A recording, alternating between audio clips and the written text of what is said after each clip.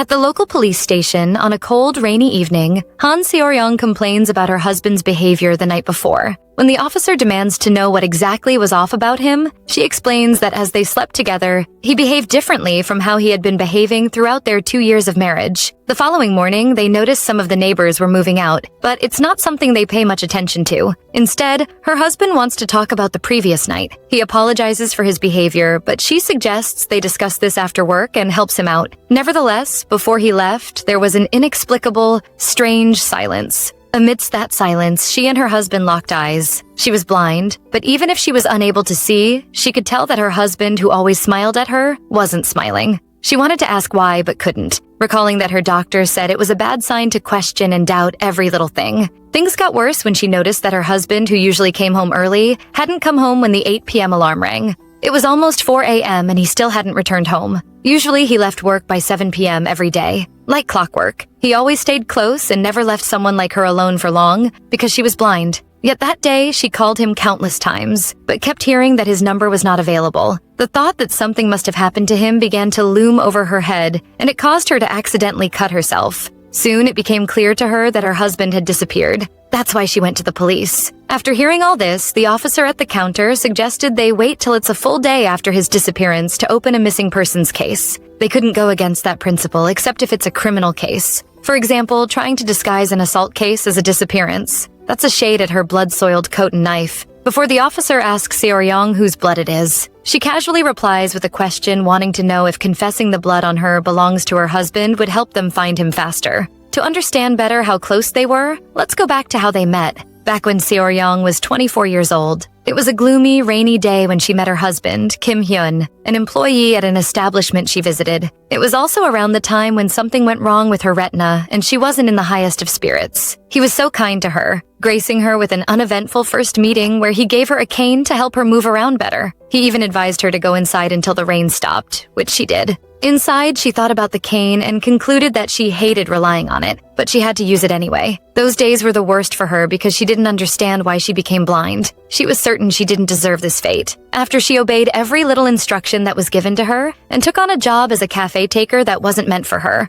along with some other good deeds she carried out. Going blind made Seo-ryong feel pitiful and completely hopeless. She was thinking deeply when he came to her and offered her a mug of coffee to help her with the cold. Her world had almost gone dark. But Hyun made her feel like her light had returned. Now we know how they met. Let's go back to the station, where Seo-ryong is shocked to hear that the only house in her apartment building that was occupied was hers. No one else lived there. He just checked all the houses and found out they were empty and is shocked she didn't know about this. She refuses to accept this. She grabs the detective's coat and argues that what he's saying is impossible. She had exchanged greetings with them when she passed by daily, but he questions how she made greetings when there was no one here. Things get worse when an officer comes to inform the detective that he just got a call from the station that the name Kim Hyun is not even showing up in the building's registration. Hearing this shatters her, but as the days go by, the thought that her 2 years with Hyun was a lie sinks in. A month after his disappearance, she goes to church, waiting outside as she recalls her last encounter with the officer. It was at the station, and he charged her to get a hold of herself. She had come around too many times that he found it hard to feel bad for her,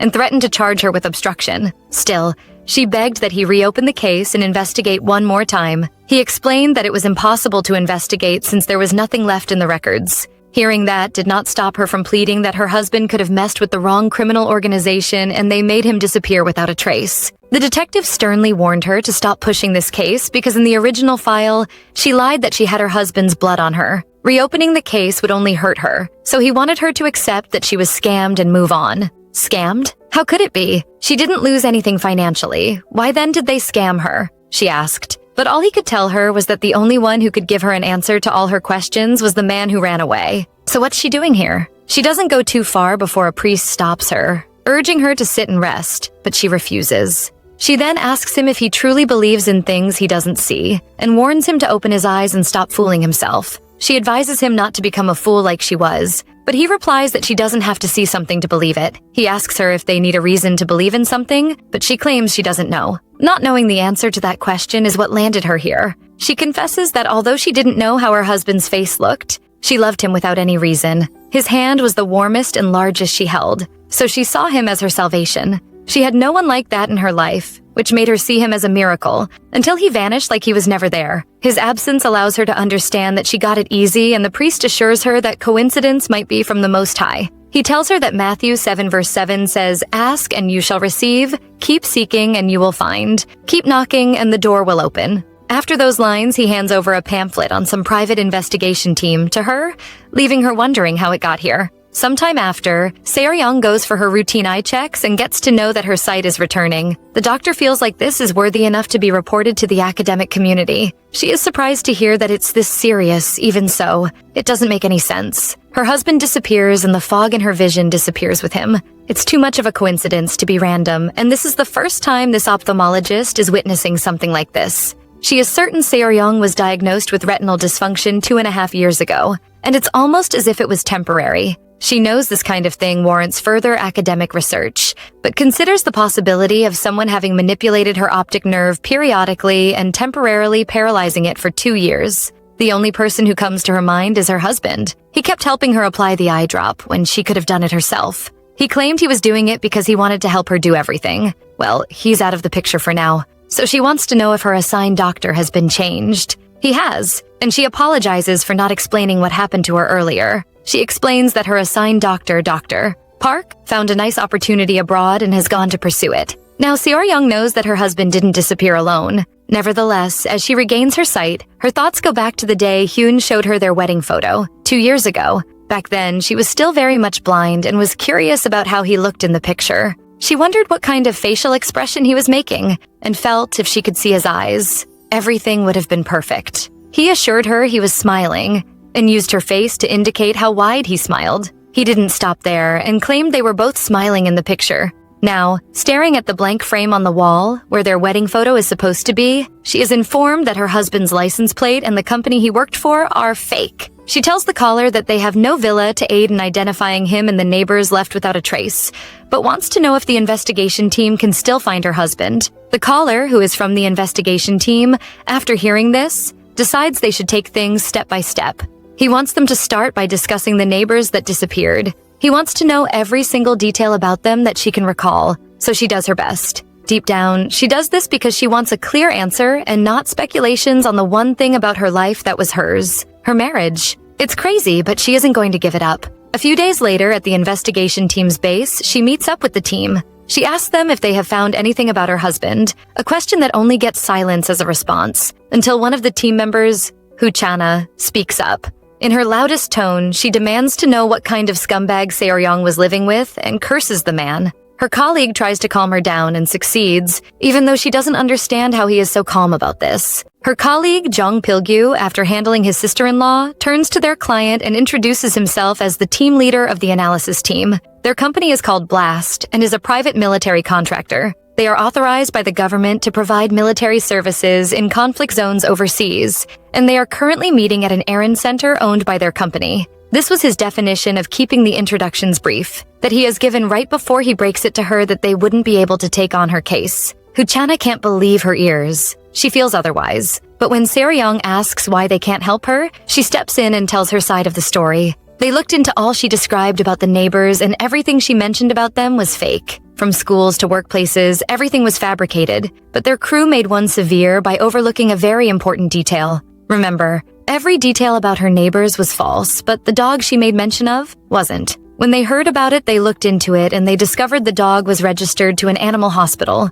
although the owner's name was different on the medical records. It was a 67-year-old woman named Kim Hyun, whereas Se-young is certain the dog was owned by a man. She believes they had gotten a different dog, but that is not the case. They have proof that they are on the right track, and Chana shows it to her. After staring at the screen for a while, she admits that she can't see what's on it because her vision has not fully recovered. This makes Chana feel she is being inconsiderate again. Long story short, the old lady, Kim Hyun, has a son who they are certain wrote the National Intelligence Service entrance exam. People in that industry who serve as field agents operate with aliases. He suspects that her son passed the exam and infiltrated as a neighbor to Se-young under a low-level field agent position. But before he can say more, she demands he explain things better to her. He then breaks it down that from the disappearance to buying and controlling an entire apartment building, a Black Ops agent of the National Intelligence Service is involved. The identity of the Black Ops is known only by the higher-ups, and these people are skilled at hiding their identities and carrying out missions without leaving a trail.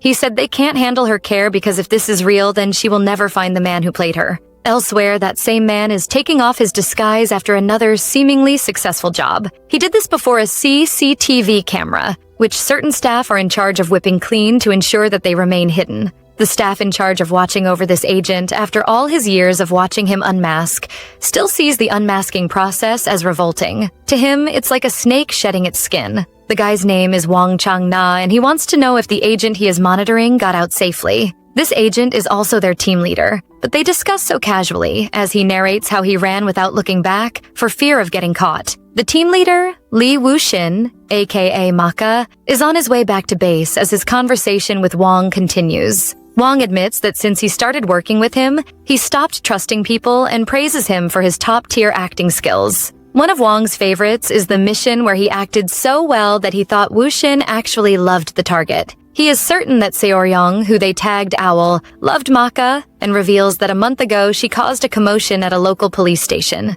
She showed up soiled with blood she claimed belonged to her husband, getting Woo-shin curious to know whose blood it was. It was hers, obviously, but she was able to use that to file a missing persons report that easily exposed his fake alias. Wang praises Seoryong for being smarter than they expected, offering to show him the footage of her that he pulled from the police station's CCTV camera. In a serious tone, Woo-shin demands that he give him one reason why he would want to watch the footage. He claims he didn't care about her, and what they had was not a marriage. All she is to him is a target, and he played her husband because that was the role assigned to him. He is glad the pointless mission is finally over and doesn't see why Wang is bringing up the miserable experience. He advises him not to look back at that mission or even think about it. He is about to scold him more when he soon realizes he is asking all these questions, because he is still hung up on the fact that he got intimate with the target. Woo-shin knows the lad is concerned because Seoryong is a civilian, and he feels like he broke the code. He is certain Wang will grow up to be even more pure and warns him never to speak of the owl to him again.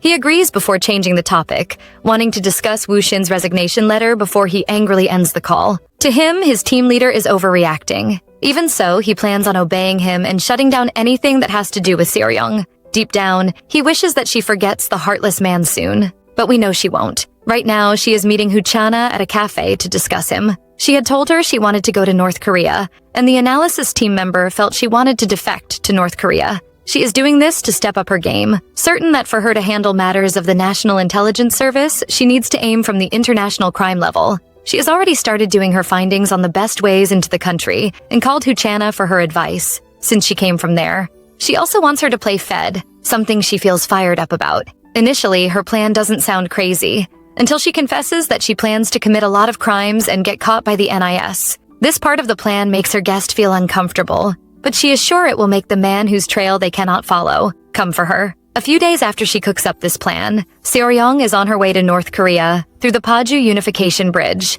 By the border were two soldiers discussing their day, while she zooms towards the border, with her mind on her discussion with Chana some days back. She recalls that she was asked what would happen if they met after she got captured, and she replies with the song's lyrics that left her puzzled. In the present day, one of the guards notices her going James Bond as she charges at them and orders her to stop, but she refuses to listen. They plan on hurriedly stopping her before she makes it into North Korea, something she is actually looking forward to. She wants them to hurriedly catch her and take her to her husband, and feels she has done enough when she looks at the rearview mirror and sees that the officers have stopped chasing her. One is trying to catch his breath, and the other is calling for a medic. She is annoyed that if things continue like this, she will reach North Korea without getting caught. She is too busy thinking about this that she fails to look where she is going and crashes. It's unplanned, but because of the crash, other soldiers are able to apprehend her. They inform her that she has been placed on emergency arrest, while she tries to calm down, glad that she didn't lose her life as she thought she would a second back. By the time the dust settles, Seoryong is brought in for questioning.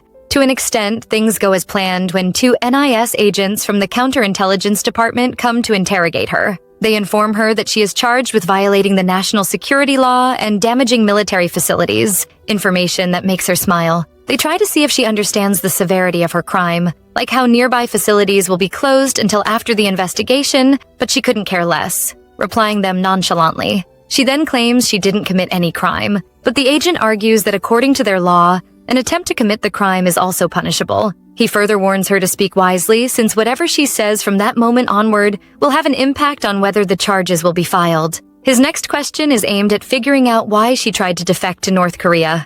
Since she doesn't respond, he goes to the next question, demanding to know who Kim Hyun is. He claims he wants to know because he read her file and she mentioned the name in the earlier police investigation a few hours before they stepped in. She replies that he is her husband, but he claims she is listed as unmarried in her records. He drops all he knows about the man in question, specifically focusing on how they got married and whether or not he was the person she claimed disappeared. They want to know if he is the reason why she wants to defect. Suddenly, she quotes a line he normally used, causing the men to panic. She then adds that she intended to report her spy of a husband, but didn't know his name and face, but personally wants them to find that out for her. According to her, it is her husband who defected and disappeared, but they have to ensure they don't lose track of him or they'll have a serious problem. She keeps trying to use the whole spy thing to get them to break, but even though they feel like she is unto them, they stand their ground. She isn't done talking when a call comes in from the deputy director. As the NIS agent takes the call, she scans the room, probably feeling like someone outside is watching them.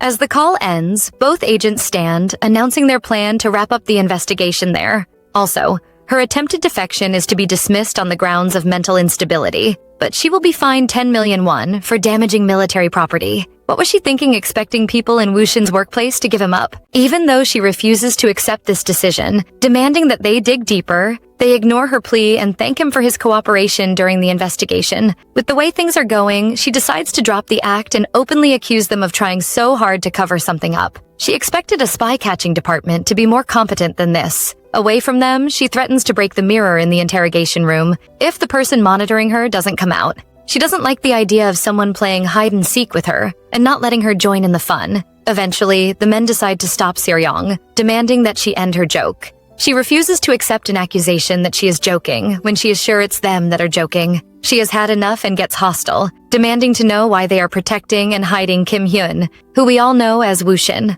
All she is asking for is a basic investigation, but what she gets is the agents questioning her sanity by asking her if she has taken her medicine. They heard she stopped taking it and accuse her of imagining her husband left her, but she doesn't know what medication they are talking about. Last she checked, she wasn't sick, therefore she doesn't need medicine. But they claim they spoke to her doctor about her health. Hearing that confuses her even more, until she spots a piece of paper on the table and reads it. Seoryong is surprised to see that it's her medical records from Hanmaeum Psychiatric Hospital, the hospital she has been visiting since childhood. We know that's the next place she is visiting. Now don't we? At the hospital, her doctor is currently dozing, while news about her little stunt is on. Soon, he is woken up by her arrival.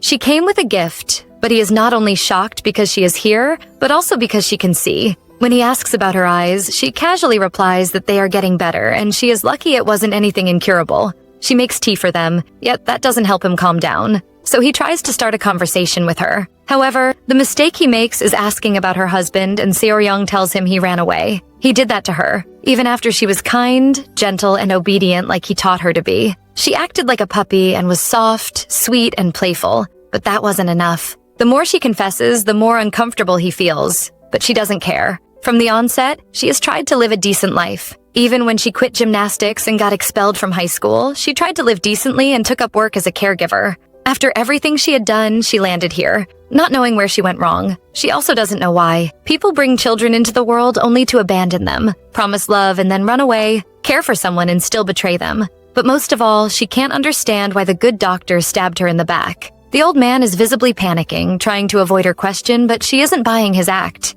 To add to his fears, she talks about how in the past, the mafia rid traitors by serving them poisoned black tea. Is that what he is drinking now or not? He doesn't know, but immediately drops the cup and starts trying to cough out what he has drunk. He feels like he is dying, but she doesn't care. She wants to know if he diagnosed her as a schizophrenic patient. She also wants to know who told him to do it, since she suspects it has something to do with her husband. She stomps on the doctor, urging him to tell her anything he knows, but he really doesn't know anything. He claims he only did as he was told, after they promised him they wouldn't harm her. He sounds honest enough for her to believe, so she lets him go and takes a sip of the same coffee she served him. He obviously feels like a fool now, so when she asks where the people that confronted him came from, he hurriedly responds. They told him they were from a government organization, and even dropped a business card for a publishing company. The thought that these people adopt disguises now comes back to her mind. All she is doing is trying to hold on to the belief that her husband exists. But the more she searches for him, the more her quiet denial of reality begins to unravel. The web that man wove was obvious all along, but only she was too blind to see it. She beats herself up for being naive, and as she leaves the doctor's office, she assures him that today will be their last session. Why? Because it was he who taught her to wear the mask of kindness. He doesn't understand what Seoryong is saying until she tells him that she has finally decided to break the mask he wore her. She wanted to live kindly and be loved, but nothing was ever real. Not even her married life. Her happiest time was real. If all those happy times were just part of someone's ploy, then in the entire world, the only thing that is free of lies is her unmasked self. With that realization, she bids him farewell. Tossing away her mask and facing reality didn't stop her nightmares of a love that once was. By morning, she is at the cafe where she meets with Chana, and she wants to know if Seoryong took a bullet. She replies that although her body didn't take any hits, her bank account took a huge blow. She actually paid the fine of 10 million won. Chana is pained by the amount lost and wants to know if she called her here for another crazy scheme. Yup, her new plan is crazy. Even crazier than the last. She doesn't know anyone connected to this, but wants to kidnap someone to hold hostage. Kidnap? That's far from Chana's line of business, but she keeps going, suggesting that the higher the status, the better. She is sure that way the government will have to send a negotiation specialist like the deputy director of the National Intelligence Service. Such a wild idea, but she's on the right track. Unknown to her, just as she is thinking about this, Woo-shin gets a call from the same deputy director. Shockingly, he was avoiding this call, scolding himself for not getting rid of the phone long ago. He decides to take the call, not minding the presence of his tattoo artist. When he picks up, he mimics the deputy director, assuming he wants him to return quickly. But that's not why she called. She wants to discuss his resignation letter. It is rare for them to get someone with his years of experience, and he is choosing to resign at a time when they have just lost 2 intelligence agents. She now wants to know if he really thinks she'll process a resignation letter that was poorly written with the excuse of personal reasons at a time like this. He claimed he was mentally ill, but she wants to know the type of mental illness he is suffering from. In his defense, all this while he has not been sane, but she doesn't buy it. She wants to know why he is retiring after a mission ended, but he repeats that it's mental illness. His illness is so bad that he finds it hard, even in his personal time, to leave his face without a silicone mask. At first, he felt it was a work issue, but the hospital says he has obsessive-compulsive disorder. It's left him so broken that he will be picking on his own face and having nightmares of the faceless monster. Even if he wants to come back, he claims he can't do espionage again because of the tattoo he just got. She curses him for treating his body that way when it belongs to the state. Woo-shin lets her know that if she isn't calling to return his face, she should stop calling him because he is sick of wearing this face. He doesn't look like he is going to change his mind, prompting her to try something different by reminding him of the document he has been chasing. She wants to know if he is just going to give it up like that, but he hasn't. It's just that after 10 years of changing faces, he is the first to get tired. Even after taking care of Seoryong, he failed and ended up with nothing, leaving him in this frustrated state. Finally, she claims to understand, promising that when she becomes the head of the NIS, she will pass it down to him, allowing him to use his face and real name. That's enough to convince him. But before ending the call, she asks him for a favor that doesn't include a mask, one that has to do with Blast Corporation. In the next scene, Seoryong is still at the cafe with Chana, discussing her plan to kidnap someone important. From the knowledge she has acquired from her time at Blast Corp, she wants to drop a few tips for her. While they discuss, the guy at the counter notices them, believing they are getting along. Meanwhile, they are talking about the best ways to kidnap. It's something Seoryong feels she doesn't need to learn, but Chana is giving her these tips because she reminds her of her younger sister she left in North Korea. Unfortunately for her, she has given Seoryong an idea. At Blast Corp, there are plenty of men. She thinks living and working with them will help her forget the man who hurt her and give her freedom again. Along with this benefit comes the chance to use their manpower to help her as backup for the kidnapping. By playing her cards well, she knows she can use this to her advantage. All of a sudden, she wants to confirm if Peligyu is truly the head of Blast Corporation, and she agrees he is. He also happens to be her brother-in-law, which is news to Seoryong, who looks like she plans on using the fact that they are family to her advantage. Sadly, she does, kicking her plan into motion by meeting Peligyu privately. She starts her evil plan by talking about his relationship with Chana, but he does not say anything to her. Seeing that he is silent, she informs him that she called him here to trouble him. By troubling him, she plays a recording of her discussion with his sister-in-law some days before she tried going across the North Korean border. She plays to the point where Chana suggests the best route to take, and that's enough to incriminate her. He starts panicking when he hears this, a reaction she wants, helping her to freely tell him that the next time she tries to cross the border and is caught, she might drag his sister-in-law down with her. It will help if she claims that after Chana left North Korea, she helped her get in. It's a cowardly thing to do, but she doesn't stop there, threatening to add that Pilgyu, her brother-in-law, is a former NIS agent. She further probes him, hitting every vein possible when she explains that he is a lover boy who is housing 2 escapees and wants to marry one. Seo-ryung points out that if Chana gets dragged down, his wife will be taken down with her, prompting him to ask what she wants. Well, after a quick look into the company and finding out the variety of military-grade services it provides, along with the income it makes and the VIP protection services it renders, she came up with an idea. Since the company is so big that NIS patronizes it due to its lack of manpower, she needs a job. He plainly tells her he can't give her one, solely because the company only hires those with military skills, and she lacks military skills. There are a lot of options for them to pick from, but just to be sure, he seeks to know if she has any military special skills. Before she can answer that, he assumes she wants to ask him to murder someone, when he has 2 escapees on his hand already. Luckily for him, she has no killer intent, but that only makes him suspect she has worse intentions in mind. She doesn't. All she wants is a housekeeping job, one that she attends an interview for a few days later. With a recommendation from him, she is permitted to start work on Monday, cleaning and doing laundry services. Her employer is actually glad they finally have a young woman joining their company. Young women normally avoid this kind of job. He is happy that their employees will finally enjoy training, with her around. She doesn't even pay attention to that comment on her good looks. Instead, she wants to know if there are dangerous weapons around because they work with soldiers. In a bid to help her feel at ease, he promises her that there are men there who will look out for her. But he doesn't know her. She isn't scared.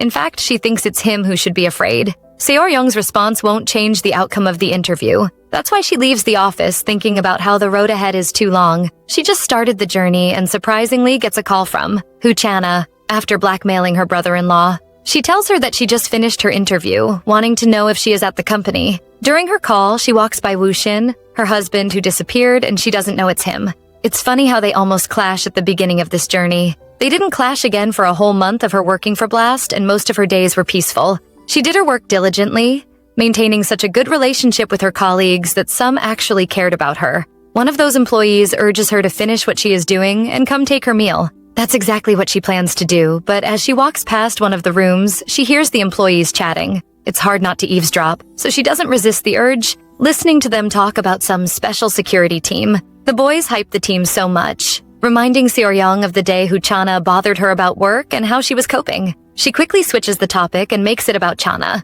She hadn't been seeing her as much as she expected when they were at work, but all she has to say is that their new team leader was a jerk. Those were the same words one of the guys used, meaning Chana might also be in the special security team. It's the only team she has been unable to get information on, and even the tasks they do are top secret. All of a sudden, her train of thought is disrupted by one of the employees trying to start a fight. The employee he is threatening to beat up knows he is doing this so he can get picked for the special security team. It really looks like he's about to break loose, with all the non-military staff fleeing the scene. All but Seo-ryung, who sees Mrs. Kim get hurt and intervenes to salvage the situation, spilling food on the guy who initiated the fight. He's furious about this, yet all she can say is, lunch break is over, right before she lands in the manager's office. He scolds her for adding this to her rude and reckless slate, explaining that in this company revolving around combat personnel, people like them exist only to assist. To her, he's wasting his time, and she suggests they get someone to check on Mrs. Kim.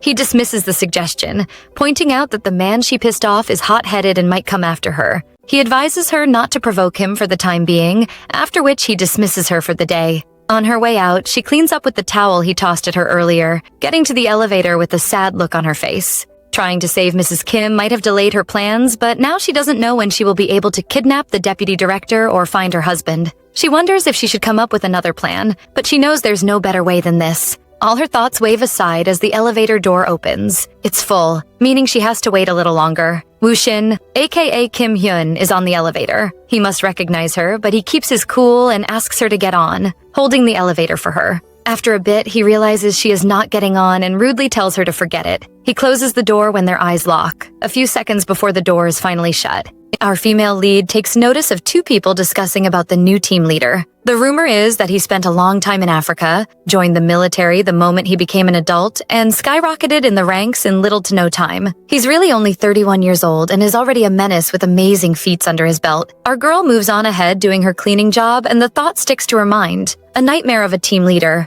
At a later time, Han Seo-young has an altercation with that hot-headed agent. He orders her to wash his clothes again for like the 100th time. The agent claims the clothes still smell like food waste, even though it's been a week since she poured it on him. Our female lead finds it strange because she's washed it countless times over the week. The agent wants to know if she knows his name. Han Seo-young points out his name on the training uniform, assuring him she could read Hangul. The young man stares in her direction, looking extra saucy. He has this unusual smile plastered across his face, and he engages her in conversation. At his question, our girl just stands and stares at him weirdly. He gets riled up just thinking messy thoughts as he looks back at her. The hot-headed agent asks if she's got any issue with her eyes or anything like that. Out the blue, she asks if he's thinking of sleeping with her. The question stuns the young man. He couldn't make sense of the fact she's being so brutally honest and straightforward. One more time, our girl asks him. This time his cheeks burn a bright red as his lust is at its peak. He bursts out in full-blown honesty, stating his desire to lay with her. Han Seo-young refuses his offer. Makes it clear she has very peculiar taste and that she's not particularly single. Everything sounds so wild to him. First, the fact she's super specific about the shape of the peepee she wants. And even worse, the fact she claimed to have a husband. He screams out, totally pissed she's only mentioning she's got a husband now. He's being very loud, but our female lead keeps her cool and returns a cold stare in his direction before leaving for the shower room to execute an order the agent barked at her. Before she's out of sight, he asks one more time if she really has a husband, and our female lead affirms she does, and dashes out leaving the hot-headed agent all alone. Han Seo-young makes her way to the shower room. She ponders on a whole lot as she strides onward. Her eyes take notice of something. It's a man in the shower. Guess who it is? It's Lee Woo-shin. He's super surprised to see her, but he keeps his composure and even invites her to join him in the shower. Our girl wonders when he even came in. She's certain she didn't hear a sound. He asks Han Seo-young to leave before the other agents come around. She pulls down her face cap to avoid eye contact, but something piques her attention. Her eyes light up at the realization of something familiar. He claims it's embarrassing how she's staring so blatantly. Our female lead draws closer and looks at his body like she's just witnessed the big reveal of an exquisite work of art. She's practically centimeters away from him, and that's when it clicks. Our male lead recognizes her. His eyes widen. Hers widen too. Could it be? Do they both recognize each other or what? Lee Woo-shin towers over Han Seo-young and questions why she's in the men's shower room. Our girl keeps a straight face, staring him dead in the eye like it's totally normal to be in the shower with a supposed stranger. After a few seconds of awkward silence, she apologizes and attempts to leave, and in that very moment, other agents make their way into the shower room, making a whole lot of noise. The agents discuss about their colleague Sung-wook Chan, who's being super rude to our female lead. At the sound of their voices, our male lead leans closer to Han Seo-young. Our girl politely requests he moves away, but he pleads for a few more seconds to be able to think things through. He knows just how wild this scene looks right now, and it's a peculiar position for these two. He points out how crazy it looks. He wouldn't have an explanation for his colleagues if they questioned him. One of the agents screams out at his fellows about a colleague leaving his name tag in the bathroom. Lee Woo-shin tries to take off her face cap in an attempt to get a better look at her face. He wants her to state her purpose here, and she gently informs him she's only here to cook and do laundry. After spilling that information, Han Seo-young goes on the defensive. She claims it's not a big deal to run into someone naked, and her words get a bewildered look on his face as his reaction. Our female lead is visibly uncomfortable with the current situation than all he's questioning her about. Yep, it's a pretty wild one. A naked team leader with a literal maid or cleaner in the shower room, the whole organization will be shaken. Our male lead points out he's not exactly comfortable with the fact she's staring. Her eyes take notice of something peculiar. Seo-young successfully turns the switch and bolts out of the shower room, leaving Woo-shin alone with his thoughts. Without a doubt, he recognizes her, and now she's on his radar. Later on, the team leader contacts his tech guy and asks for an update on his findings regarding the Blast organization. Our male lead would like to know why Owl is here. He doesn't look pleased talking about it, though. Literal's clouds of irresponsibility and inefficiency gather on Wan Chang's head as he's pressured by the team leader for information about Han Seo-young, aka Owl. He clicks and her details pop up. Lee Woo-shin asks for her info. The tech guy informs our male lead that our female lead applied to work at Blast a month ago. She presently works in the logistics department as a kitchen and laundry attendant. Won Chung believes she shouldn't be able to recognize the team leader since he's not putting on a mask, neither is his voice the same. The tech guy is psyched to hear about Han Seor-young. He goes on to inform the boss that Owl was caught trying to cross the border to North Korea. The agents had interrogated her and eventually released her with literally no punishment. They've concluded she's some sort of spy. The news makes our male lead tense. Han Seor-young in his books is just a person who's always lonely and super gentle, a woman who's lived a monotonous life to the point of boredom. Seor-young is more affectionate than anyone Lee Woo-shin knows, kind and loyal. That's what she is, a shining light in his dark, dark world. With all certainty, he claims she's not a threat. Neither does he think she's a spy.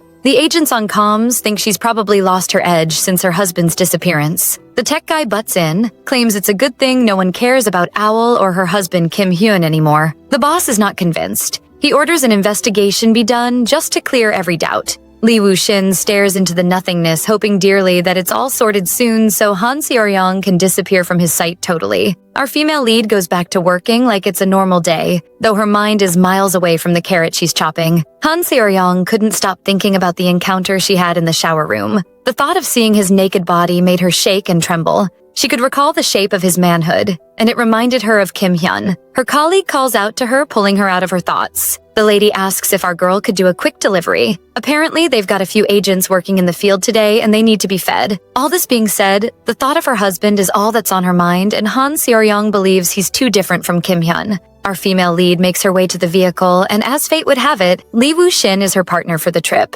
He'll be driving her to deliver the meal to his comrades. The young man has a cheeky smile plastered across his face. It's like he's super pleased to be heading out with her today. It's definitely going to be an interesting trip. On the way to the site, our protagonists are in the vehicle together. For some reason, she thought his face seemed familiar in the shower room, but it just didn't click for her now. She's heard he's the new team leader of the Special Task Force team, and the experience she had with him in the shower room was more or less a confirmation of the several rumors she's heard. In the car, he turns his gaze in her direction and requests to know just how difficult her job is. She affirms it's something she could manage. Woo-shin would like to know how well she knew team leader Young Pil-gyu, since he heard she got a recommendation from him. Our girl didn't see any reason to give him any more information about her affinity with Pil-gyu, but he pushes for a response. Lee Woo-shin claims he's only here to fill in for a lady who got hospitalized because of a back injury. If I'm not mistaken, that's Mrs. Kim. Once more, our guy requests an honest response from our female lead concerning the question he asked. With the little he said she could deduce or interpret his words like he's threatening to take her along with him for business trip overseas if she didn't respond properly. So our girl yields. Though she's pissed,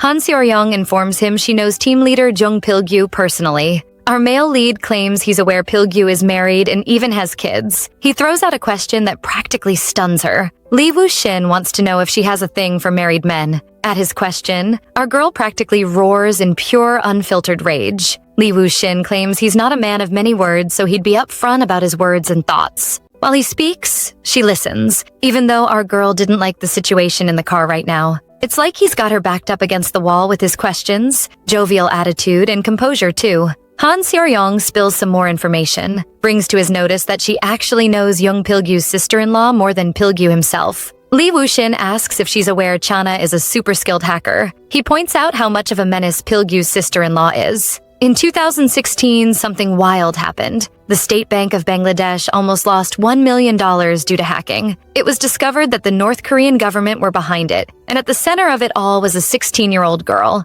Yep, he's talking about Chana. Now his curiosity is piqued. He'd like to know how she met with a special talent like Pil-gyu's sister-in-law. Han Seor-young keeps a cool head. She's not about to spill anything about her personal life to him. Our male lead assumes it's something she's not comfortable talking about. Maybe because our girl had Chana illegally dig up someone's personal information. She doesn't respond right away. She stays mute for a while, so he proceeds to inform her he'll just write the list of overseas trips, even though he's aware just how crazy and dangerous the Special Task Force's team trip is, especially for weak folk just like our female lead. He speaks with a cunning smile on his face, like a villain's who's just laid out his master plan to a helpless victim. Lee Woo-shin lays off trying to reason with her and just asks her to be honest with him so she won't have to go for the trip and suffer. His words have her battling thoughts in her head. All manner of theories of the several diverse, horrible things they could do on their trip had her shaken to the bone. With a pretty straight, emotionless look on his face, Lee Woo-shin tries once more to get answers off her. Seor-young thinks she's hit the jackpot because that's exactly what she wants. Our male lead points out how the NIS had tried and failed to recruit Chana,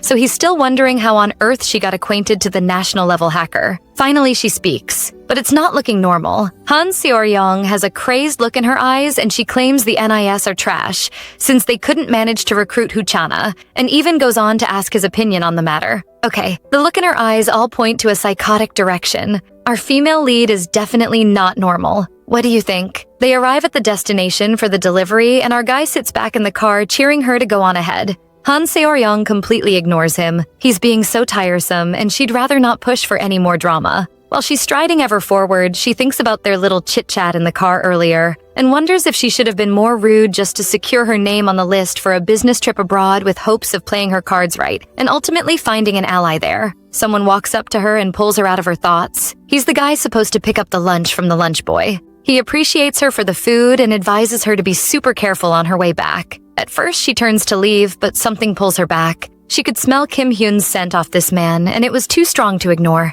The man moves on ahead and stops when he notices he's being tailed. He turns in her direction and questions her. Our girl pleads with him to ignore her presence. She'd like to watch him eat the lunchbox for a personal reason. Han Seor-young claims she's really just curious about his eating habits, and even promises not to bother him. The young man is against the idea, warns her about the noise and danger inside. The young man proceeds to request for her contact info with hopes of reaching her later. He's got this lust-filled gaze set on her. Back in car earlier, she'd called the NIS trash for not being able to recruit Chana, and her words met with dead silence from Lee Woo-shin at first. After a few seconds of silence, he asks if she really lost all her savings to the NIS, but she assures him what was lost was worth more than all her money. He shrugs it off, trying to clear up the tense atmosphere, and asks if Chana has helped her catch the criminal yet. Han Seor-young couldn't make sense of it. She's wondering if he cared about her husband or something. Lee Woo-shin seems rather confident that she hasn't caught the culprit yet. With the way things are, he feels he might have misread Han Seor-young and even underestimated her in the process.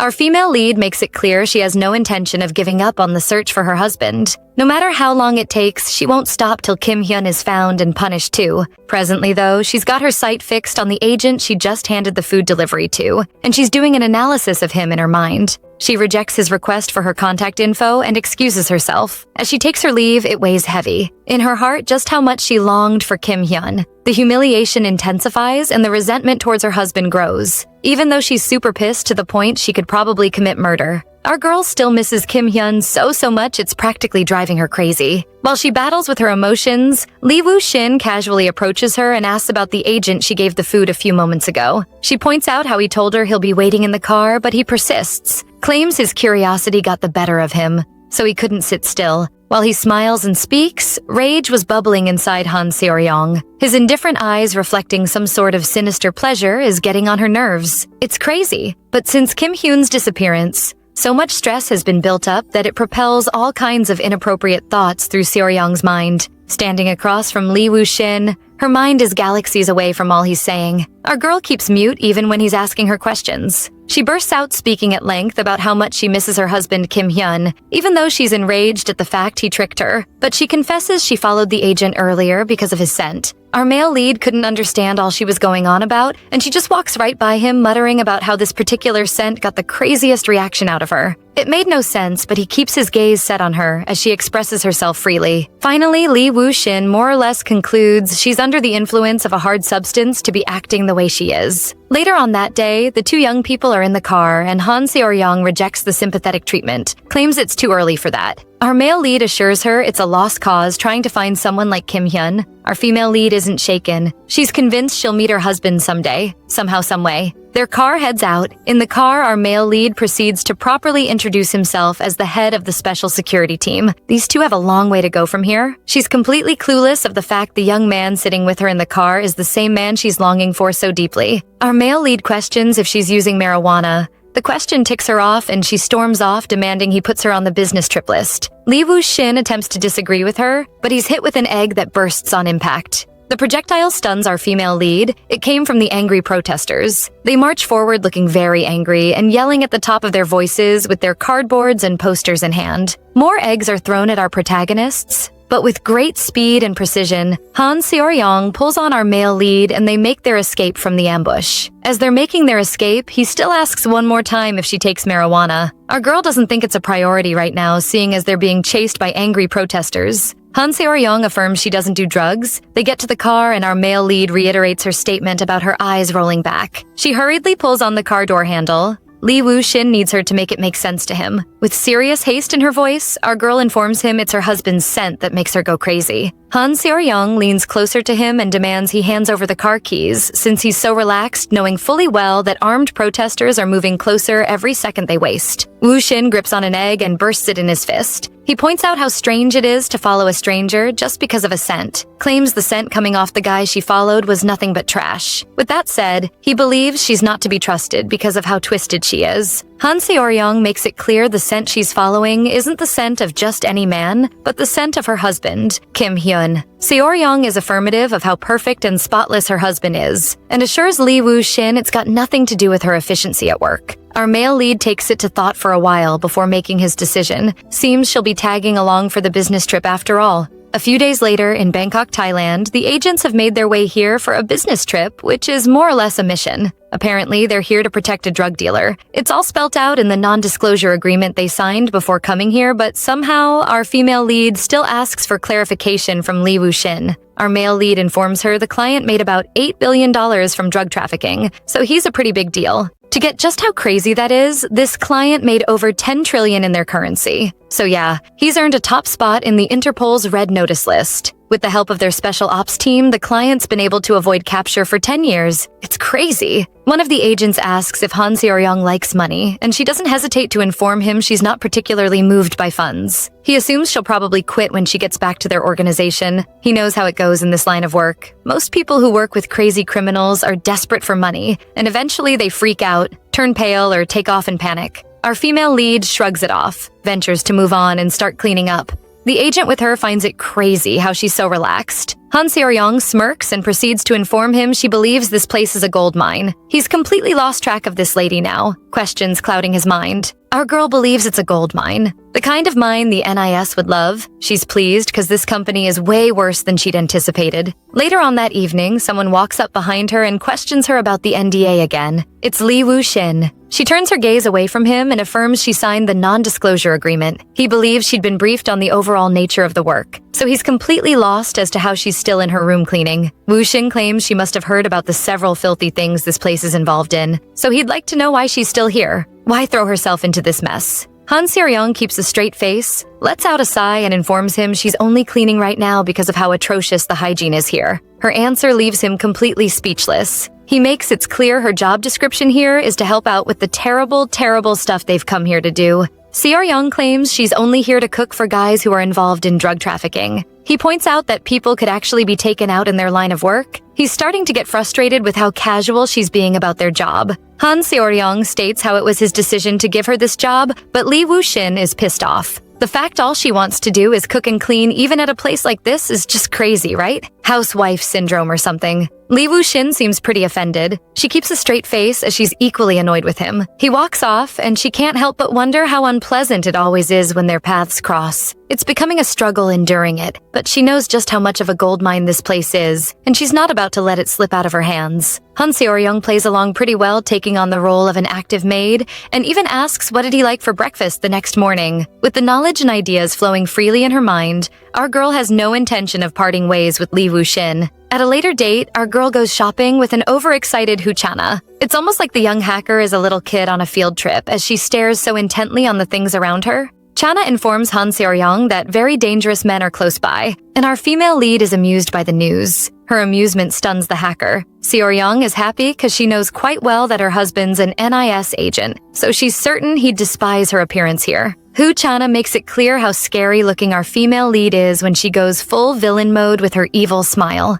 The hacker couldn't make sense of the fact Han Seoryong was still on the hunt for her husband till now. Our girl claims every single moment spent with her husband was nothing less of a paradise for her. The statement leaves Chana speechless as she observes our girl completely lost. in remembrance of her sweet, sweet husband. Han Seo-young claims there are times she feels like her husband is right next to her, even though it's ridiculous to think like that. She'd like to know if Chana thinks she's crazy or completely lost her mind with the whole disappearing husband situation. The hacker just states her thoughts and feelings clearly. She believes Han Seo-young is living in serious doubt about her reality as a whole. Someone casually walks up to our female lead and compliments her stunning looks, and our girl is completely lost. No response comes to mind, so she asks Chana for a little help. Finally, Han Seo-young accepts the gift the little kid handed over. She holds onto the bead-like bracelet and suddenly feels way off. Without hesitation, she calls on Chana so they could hurry back to their resident area in haste. Without speaking too long, she pulls Chana along, away from the supposed danger zone. It's not quite clear as to why, but our female lead had a pretty bad feeling. At a different scene, team leader Woo Shin and Chana are together, and the hacker is working on her system. He's just there watching. Chana affirms all she needs is 7 minutes max, and he wastes no time to engage her in conversation. He asks about her involvement with Han Seo-young's case. The hacker isn't at all fazed, as she believes her decision was the right one. Lee Woo Shin assures her they will all do this job, even though it's a terrible one. Entangled in serious drug trafficking, they're also responsible for securing an escape route. He'd like to have her take on the matter, what she considers a bad thing, but she keeps a cool head. Chana claims it's the usual work, nothing new. Lee Woo Shin remains super calm too. He's trying his possible best to wrap his head around the personality of Han Seo-young. Bringing the owl on the trip was definitely intentional. He'd hoped she would come to their world and witness brutality, and a world without morality, with hopes that she'll probably leave on her own accord. Woo Shin could recall how their marriage was, how she'd been kind-hearted and anxious all the time. Because of his past experience with her playing the role of her husband, he'd assumed she would be easy to manipulate, but now he's slowly realizing our girl was only weak to Kim Hyun. She's nothing like that around other people.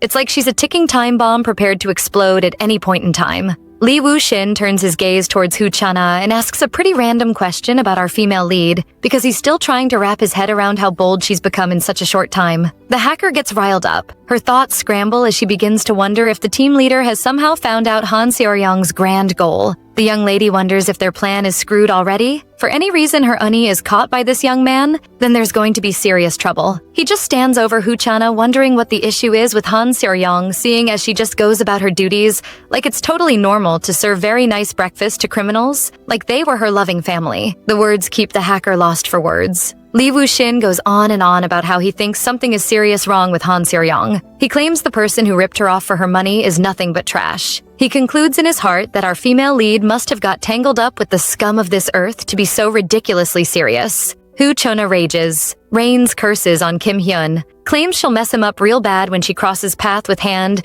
and proceeds to focus up on the job at hand with intensity. She confesses to bringing Han Seo-young here for the purpose of linking her up with one of the young, fit guys, with hopes that something will spark between them so our female lead could finally move on. She's said quite enough now. The stuff she's working on has loaded up already, so the team leader asks her to leave. As Chana steps out, she can't help but wonder why he showed so much interest in our female lead. Anyways, she wasn't the type of person to worry too much about stuff, so instead of thinking too hard, she decides to head out and get some nice ramen and enjoy the meal with Han Seo-young. Our male lead stands all alone in the office, eyes set on nothing but his gaze full of intensity. Later on that day, Chana had successfully enjoyed her ramen alongside Seo-young, and she was competing filled. She had to lay back in her chair out of sheer delight. Our girl gets up wondering why the field agents weren't back yet. Chana informs her they're probably going to be gone a while since they don't exactly know what it is they went out to do. Moving on, she questions Seo-young's relationship with the team leader. Our girl seems a bit rattled by the question and finds it a bit difficult to respond. Chana notices her Unnie looks off and just shrugs it off.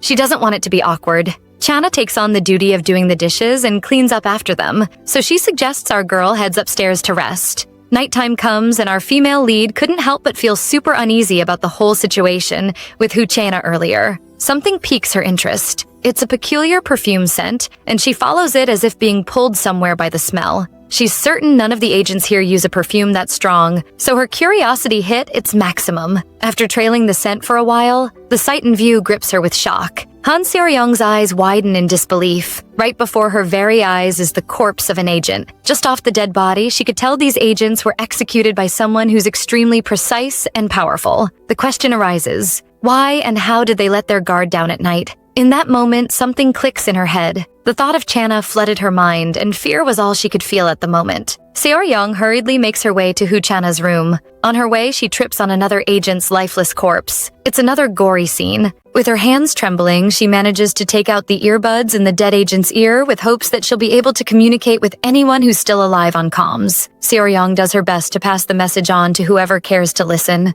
Her voice shakes and her body trembles as she speaks, informing whoever was on the other end of the comms that people were dead. Somewhere else in town, the team leader heard what she said. He's in a car right now, and he's surprised to hear Han Seo-young speak on the comms. Our female lead makes it clear the employees are all dead. It wasn't looking like there was any sign of resistance, but she could smell a very strong scent of perfume lingering. The team leader calms her down and requests a proper explanation on the situation. Lee Woo-shin points out the chances of Chana being alive being very slim. He proceeds to inform our girl she'd likely not make it out alive either, since in their field of work, witnesses were unheard of. The team leader is being brutally honest right now, and he levels with her, makes it clear she's just an ordinary civilian, so her chances of survival solely depends how well she listens to him moving forward. First order, she'll need a weapon, so he directs her to get one off the corpse of the agents who've been taken out. Seo-young doesn't hesitate to pick up a pistol. Lee Woo-shin orders she takes her mind off Chana for the while and flee for her dear life. He's confident that's the only way she'd make it out of there alive. Han Seo-young hesitates for a while,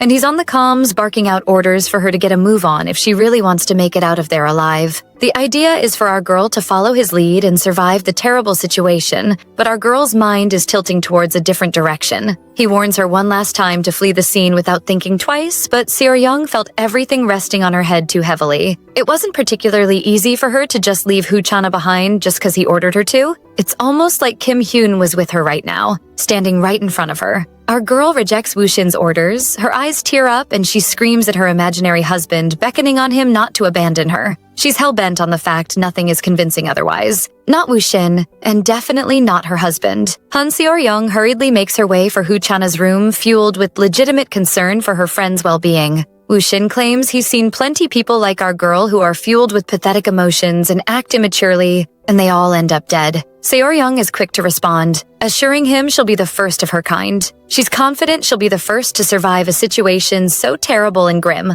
With this determination, our female lead moves glances around her environs and picks out a trail of blood on the kitchen floor which she follows, and eventually finds a wounded Chana laying on the floor. Han Seo-young leans closer, screams out in sheer horror at the sight of her friend practically bleeding out. Chana is still conscious, and she pleads with her last dying breath for Seo-young to flee. Our girl is being very difficult. She refuses to leave Chana to die here all alone. On the comms, Lee Woo-shin asks for her present location and directs her on what to do regarding the ghastly neck wound. He believes Chana is the primary target of the assassination. The special ops team had failed to realize how much of a key figure the hacker is for North Korea. The team leader believes the assassin must have started out his mission the moment she left for Bangkok. The fact the assassin didn't take her out with a single strike made it seem it's just the beginning. Seo-young couldn't understand it, but Woo-shin believes it's a torturing strategy. He's certain the assailants will be there pretty soon. His words get Seo-young in a state of alarm. She could sense it. Danger was lurking around. Han Seo-young understood the assassin wasn't too far away. In fact, she could sense the assailant drawing closer to the kitchen as the seconds go by.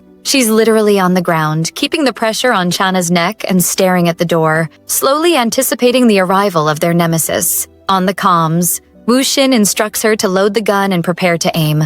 He makes it clear that the chances of her missing the target is high since it's her first time, but he advises he pulls the trigger multiple times, just with the hope that she'll actually hit something. He's not being very encouraging, and she doesn't like the fact he's got no faith in her, not even an ounce. Our male lead affirms he's almost at her location, so she just has to hold off till he gets there. Seo-young seems determined to do just that. She readies herself for the approaching nemesis, while Lee Woo-shin is presently dashing in his car to her location. Seo-young-shi was starting to question her reality as a whole. It's proving difficult to help Chana and still fend off a trained killer simultaneously, and she's about to give up. But she encourages herself one more time.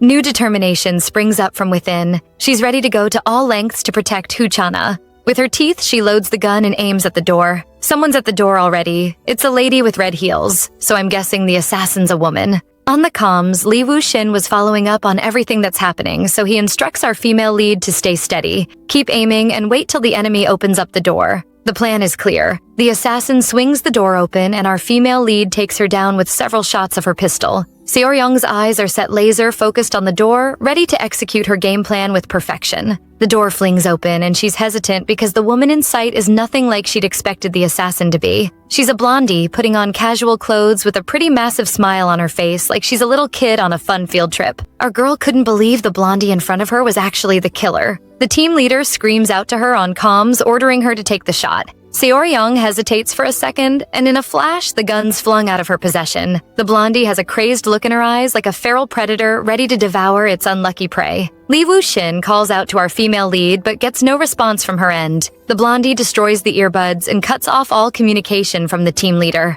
Now she's towering over Han Seo-ryung Anda, wounded Chana with a blade in hand, and I can't help but feel it's the end for our female lead. Even though the situation seemed grim, Seo-ryung is not prepared to let go of Chana's neck because she knows her friend's life is hanging by a thread. The look in Blondie's eyes was nothing but evil. Everything flashes through our girl's mind. The employees laying lifeless after what seemed to be a perfectly executed murder. The strong perfume scent lingering nearby. The city Chana and our girl went out to. The prostitutes luring in tourists. And the hot pants and high heels were all the things she's seen over the past week. It's not normal, but Seo-ryung has built animalistic instincts over the past few years, and all she felt now was pure, unbridled rage directed towards this assassin, and she's going to let it all out. Our girl is determined to end this right here and right now. Wait a minute, didn't she lose her gun a moment ago? Han Seo-ryung claims the blondie isn't a woman, and as the enemy bolts in their direction with the weapon at hand, our female lead kicks the blondie hard between the legs and gets the reaction of a man who just got his balls shattered from the blondie. Now the enemy is within reach, at a fixed location, and our girl hurriedly loads the gun and takes the shot. It hits the target. Blondie is down and out. Against all odds, Seo-ryung is victorious against a trained assassin. Who knows? Miracles do exist after all. The agents eventually make it to the location and analyze the situation properly. Upon arrival, they notice Seo-ryung has passed out, even though she still had her hands applying pressure to the wound in her unconscious state. Lee Woo-shin steadies his gaze on her, completely drowned in the strength and will of this woman. His subordinates inform him the assassin isn't a woman, but is actually a man. They're certain he made his way into the building pretending to be a prostitute. Apparently, though, he got his balls completely crushed, supposedly by Seo-ryung. Once again, Woo-shin sets his gaze on Han Seo-ryung, and it settles in his heart how she's a completely different person from the kind and pure Seo-ryung he had as his wife. Now, she's just a strange young lady, unlike anyone he, Kim Hyun, or anyone else has ever encountered. At a later date, Seo-ryung's eyes slowly opens up. Sitting close to her is Lee Woo-shin. Our girl sits up in bed. She notices the clothing wrapped around her wounded arm, and he shows concern for her well-being before going ahead to tease her. He'd taken his time to watch her when she was unconscious. He claims he's curious about all she said before the incident. The team leader wasn't in the business of petting her. He didn't even commend her for a job well done. He's more interested in answering whatever questions she has. He's sure she had loads of them already. First thing on her mind is Chana. She couldn't even bring herself to ask him because she somewhat just assumed she didn't make it. To her surprise, Woo-shin informs her Chana is in the ICU, living and breathing even though she's not conscious. The medical personnel had to do an emergency surgery because of how dire the situation was when she arrived. It was wild, but Chana actually made it through 2 critical moments. She's a survivor, no doubt about it. Our guy informs Seo-ryung she's been out for a whole week too. He points out her injured arm and makes it clear it might be a while before she gets back to her daily life pending when she heals. Lee Woo-shin asks after her husband, and the question enrages her seriously. He claims he's done his research, and now he's aware her so-called husband is not on the family register. He's not listed as an emergency contact either, so it's pretty strange. He's starting to wonder if she's being honest about having a husband entirely. Lee Woo-shin is a menace. Such a thorn in her side for real. For real, he's practically enjoying the torment and mental torture he's passing her through. Seo-ryung isn't at all interested in the mockery, so she asks him to let her be since he's successfully pissed her off. He ignores her request and asks about the injury in her gum. She informs him of her struggles, how she had to fight for her life when the situation was dire. He points out how dumb her decision was, making it clear how bad things could have gone if she made a little error with loading the gun. Our girl keeps her composure. She's relaxed because nothing bad happened to her. At her words, he bursts into laughter and proceeds to question her about her husband's view on the kind of person she is. He'd like to know if her supposed husband knows she's not just stubborn, but also completely out of her mind. He calls her a self-righteous pretender. She keeps her calm and affirms her husband has no idea what she's like because she doesn't bother showing him this side of her. She claims her husband is fine just looking at her pretty face. Seo-young informs him she did save Chana because she's righteous. She doesn't deny the fact she felt bad for Chana, but something else was her driving force that day. She really just wanted to prove that both Lee Woo-shin and Kim Hyun were wrong. She needed to settle it in her heart with literal proof that there's never a moment when abandoning someone is justified. Not to drag matters any longer, but she stands her ground, claiming it was a calculated move and not some kind of moral heroism stunt. Woo-shin's gaze stiffens, and he looks pretty annoyed because he could recall how she looked when she was unconscious and somehow still held on to Chana. Before he could respond to her statement, she appreciates him for his help. If he hadn't helped her out, she'd be dead meat by now. The team leader does something strange. He thanks her too, and she's completely shook because it's such a surprise. He claims she went on ahead to take decisions on her own without following his orders, and now he's got a valid reason to get rid of her. Seo-young screams out, demanding a reason for his statement. He pats her gently on the neck and reminds her how she went full-blown assassin mode and fired a gun as a civilian, ultimately taking a life. He's so close to her right now, leaning over her, and she gets uncomfortable. He makes it clear she's got no way out with this stunt she pulled. Not even the organization could cover it up. He suggests she dismisses it as a horrible nightmare and move on completely. Our guy keeps a really straight face and lays it all out plainly at her feet. He claims the fact he's offering her one last chance at a normal life is his final courtesy to her. Woo-shin isn't particularly kind with his choice of words when speaking with her here. He practically calls her useless, claims she's a means to an end, a useful chess piece in his master plan. All her bickering has gotten to him already, and without many more words, he states his desire to never see her again. A few days go by and Han Seo-young makes her to the hospital to see Chana. In the ward, the news plays out really loud, and our female lead fixes her gaze on her unconscious friend. Seo-young gives Chana an update on her employment status and speaks some more about the recent happenings and the fact she's come to a state of confusion regarding the steps to take if she's meant to catch Kim Hyun. It's like she's hit a brick wall already, and our girl questions her reality, throwing questions to the wind. Someone responds from behind her, and the voice piques her attention. A man's in the room with her. He claims he's genuinely surprised she's still so full of determination, even after the incident she experienced. Seo-young isn't particularly pleased to see him, and she demands he introduces himself. The strange bearded man claims he owes her a great debt and apologizes for the late introduction. The bearded man introduces himself as the CEO of Blast, Mr. Kang Taegon. What does he want with our female lead? We'll find out soon enough. Mr. Taegon takes a seat in the ward and starts up a conversation with our female lead. He claims he's been meaning to visit Seo-young before now. Our girl found it difficult to grasp how a CEO could have any interest in someone like her. He makes it clear how grateful he is that she saved Chana. The hacker is a very valuable talent the CEO worked super hard to acquire, so the thought of losing someone so important was terrifying,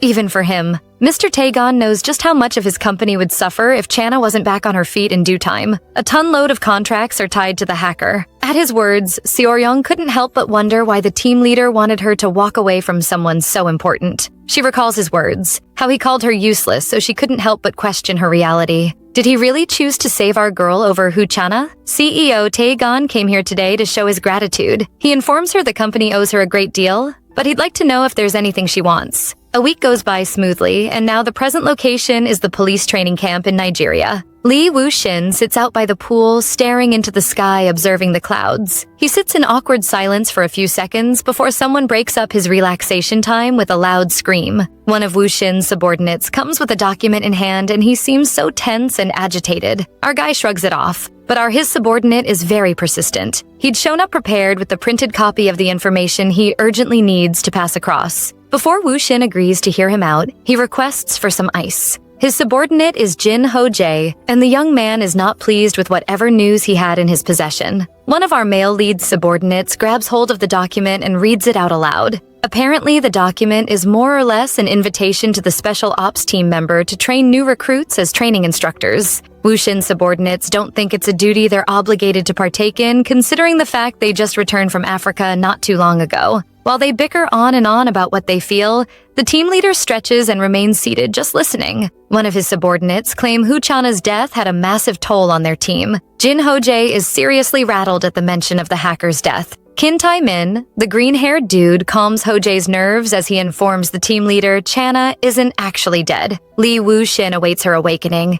He's looking forward to getting some actual work done. Tae-min reads the document some more and informs the team leader they've been tasked with selecting replacements for the special task force members who were taken out in the assassination. Ho-jae seems so excited to be getting new members on the team. Tae-min, on the other hand, wasn't exactly startled because he knows how it went last time new recruits joined the team. Jin Ho-jae blames Tae-min for the recruits quitting. He recalls how his colleague made the recruits drink to stupor on their first day on the job. The two guys battle out their opinions in a heated conversation with a lot of demonstrations too. The noise is beginning to trouble Woo Shin, so he just stands up and attempts to leave the two guys by the pool. One of the guys calls on the team leader with a loud voice and he stops in his tracks. They'd both like to know what kind of recruit Woo Shin would like. Our guy takes a minute to reason and finally informs them he's not picky. He has no taste as long as the new recruits don't get on his nerves. Who else thinks the one person on his mind who gets on his nerves so bad is Han Seo-young? Talking about our girl, she receives a letter, and its content happens to be an invitation to the new recruit training program.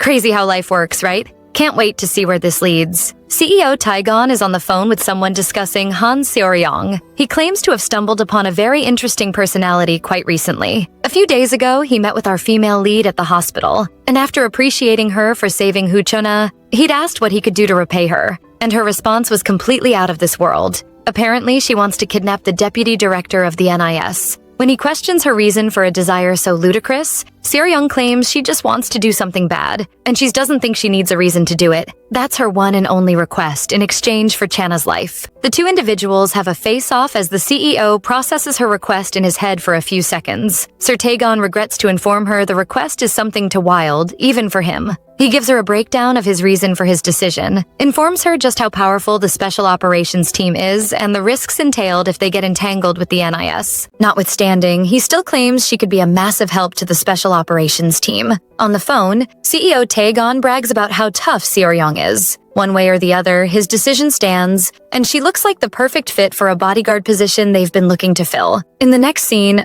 our female lead sits on a bench by the walkway and stares at the document in her possession. The recruit program sounds like such a hassle. She couldn't help but it's looking like the only way forward if she really wants to achieve her goal. Not too far off, some high school kids walk by and their voices draw our girl's attention. The sight of the high school girls, particularly the one with crutches, brings back memories from her high school days. Back then, she'd been pretty popular, but things didn't go too well. Seo-young got expelled even though she was a promising gymnast. The girls walking by wonder why an expelled student was back in school. The story of her expulsion was one of competition. Han Seo-young had pulled off a banned gymnastics move, and in doing so, provoked a fellow gymnast, Ju Da-yoon. The provoked young lady attempted the move, lost her balance and fell. In the process, Da-yoon's leg was completely shattered. I don't see how that's Seo-young's fault.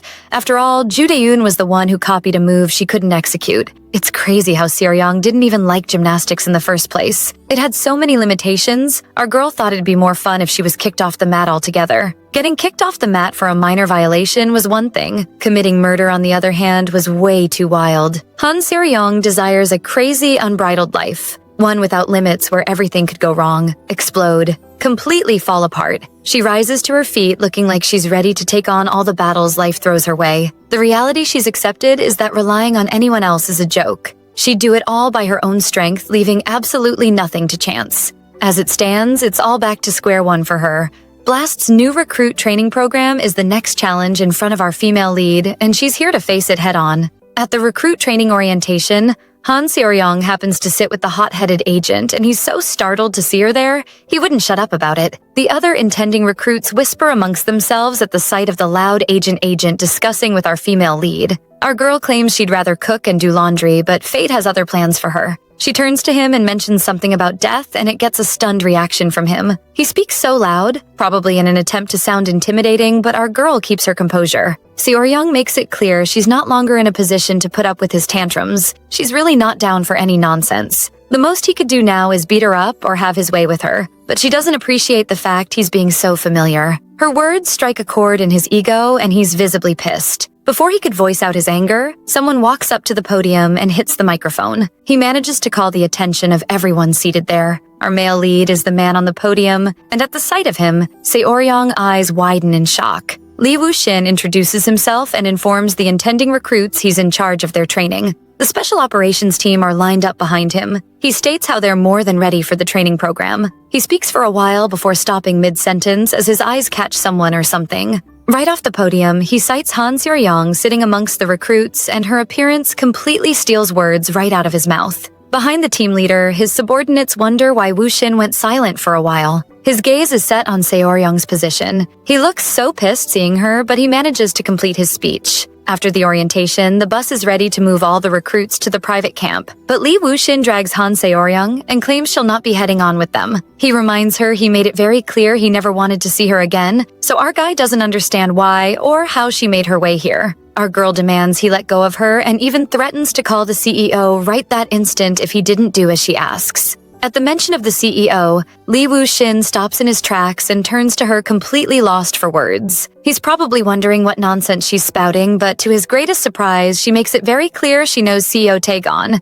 and she has him on speed dial. Unlike Woo-shin, who cut her off without hesitation, the CEO rewarded her. She's so confident he can't kick her off. Not without talking to Mr. Taegon first. Woo-shin's subordinates watch the encounter unfold almost like they're enjoying a drama playing live. Our male lead informs her the CEO has little to nothing to say regarding how this training program progresses because it all lies in his hands. The responsibility of choosing his subordinates rests on his shoulders and no one else's. He assures her she's got no chance of succeeding in the training, but she's not fazed. Our girl is more than ready for the challenge ahead, and all he's saying doesn't make her any less interested in taking the training. Lee Woo-shin wants to know if she's doing all this, going through all this trouble because of her husband. Seo-young doesn't dispute the idea. It makes his blood boil just hearing her speak. Our girl requests to know his plan to stop her when he's got nothing to do with her runaway husband. She looks him in the eye and assures the team leader she's not ashamed, not in the slightest. All she desires is that he pushes her through the training like everyone else who's here. He asks if her mission is to exact revenge on him,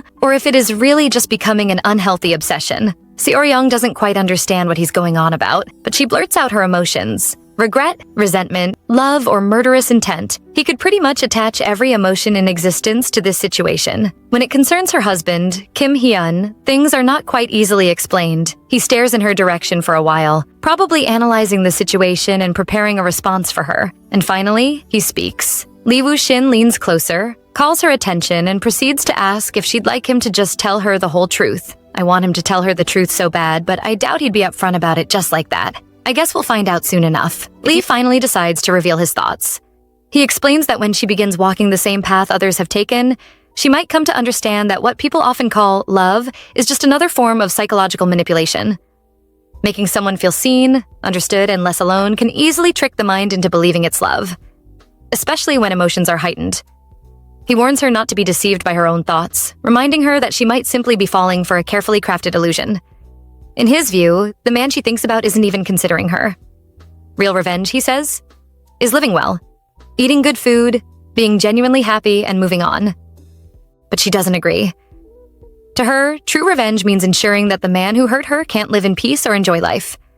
She's determined to hear the truth from her husband directly, not from Lee. She recalls a past moment and realizes that Lee must have already wanted her out of the picture back then. Regret tinges her thoughts as she reflects on the things she said to him. Meanwhile, in the male dormitory, Seong-wook stirs up tension among the men. The guys begin complaining about sharing a room with her. One of them eventually approaches and bluntly asks if she knows how to fight.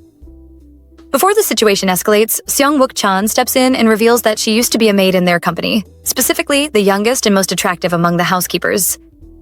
She silently notes that the place is truly a mess, but oddly enough, it's starting to feel entertaining. The men start making inappropriate comments, but before things get worse, Lee calls and demands to know what's causing the disturbance. One of the guys claims he can't live in the same room with a woman because something might happen. Lee scoffs at the idea and sarcastically questions if the guy is worried about being unable to control himself. He appears irritated and wonders aloud whether this batch was selected based on lack of intelligence. Referring to them as a bunch of immature boys, he points out how absurd it would be if they refused to work with future clients simply because they're women. Or worse, protested having a female teammate on their squad. He drives the point home that failing to view a fellow agent as a colleague is an issue of intellect, not desire. Lee then turns to her and directly asks what she wants to do. He suggests that perhaps offering her a separate room could fix the issue, but immediately notes that none are available unless she wants to share with an instructor. She quickly declines and insists that special treatment isn't necessary. She even tells him not to take it easy on her. Lee warns her of the difficulties ahead, but she shows no hesitation. He pushes further, asking if she plans to freely change clothes around the others. She responds calmly, ready to endure whatever challenges come her way. At that, He tosses a weapon to her and gives a strict instruction. If any of her teammates harass her, she must report it at once. He promises not to ask questions and says he'll remove the offender immediately. This annoys Seong-wook, but the matter ends there. With tension still in the air, the instructor steps forward and reminds everyone to return to their training. He warns that anyone who wants to quit should simply go to the drill yard and ring the bell. No drama, no delay. As all this unfolds, she glances around and quietly wonders what she could do to stop the admirable trainees who came all this way just to give their best. At 3:40 a.m., the entire camp is fast asleep, but she jolts awake at the sound of something hitting the floor. Her voice pierces the stillness as she questions what the object is. Lee appears, unfazed, and sarcastically wonders if she genuinely believed she'd get to sleep peacefully. Without hesitation, he lifts her off the ground and carries her to the others. She immediately notices that both her hands and feet are bound and complains about the discomfort. Lee, however, calmly welcomes her to the basic training of the blast unit. Without waiting for further protest, he turns to two of the men and abruptly pushes them into the river, both still tied up. As she watches in shock, he turns to her again and makes it clear that there's no easy way out for Agent Han Seo-ryong. He reminds her that there's no bell here to ring if she feels like quitting. Moving closer, he stares directly at her and pointedly asks if she feels like slapping him. She retorts by asking if she can spit instead, and boldly declares that he should hurry up and throw her in, because she won't ever back down.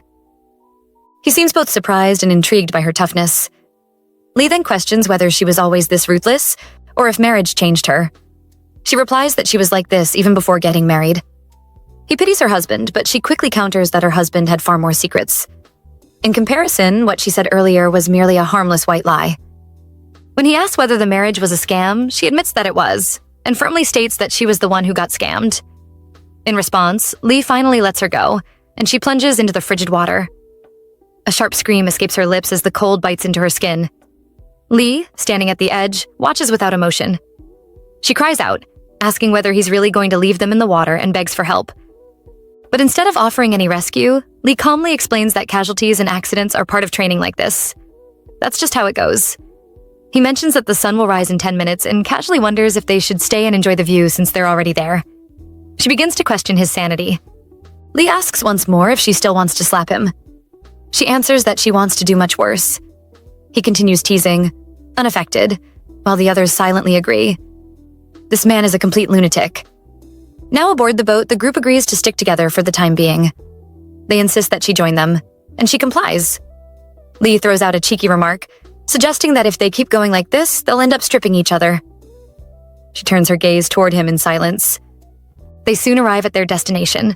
The challenge awaiting them is simple but cruel. If they can't untie the rope binding them, they won't be allowed into the dormitory. Lee urges them to hurry before they end up like frozen fish. As the others begin helping one another loosen their ropes, she takes a different approach. Refusing any assistance, she works to free herself, and manages to do it. The rest look on in surprise and admiration. Later, as they gather in the bathing area, the topic of conversation shifts to how she pulled it off alone. Some of the trainees start to think it would actually be unfortunate if she chose to leave. Her presence is beginning to affect them. Outside, she waits alone. Lee eventually shows up and tells her to follow him.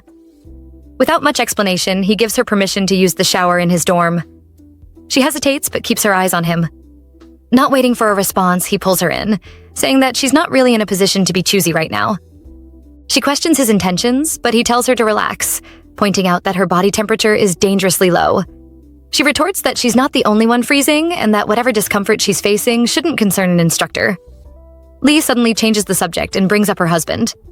Caught off guard, she asks why he's bringing that up.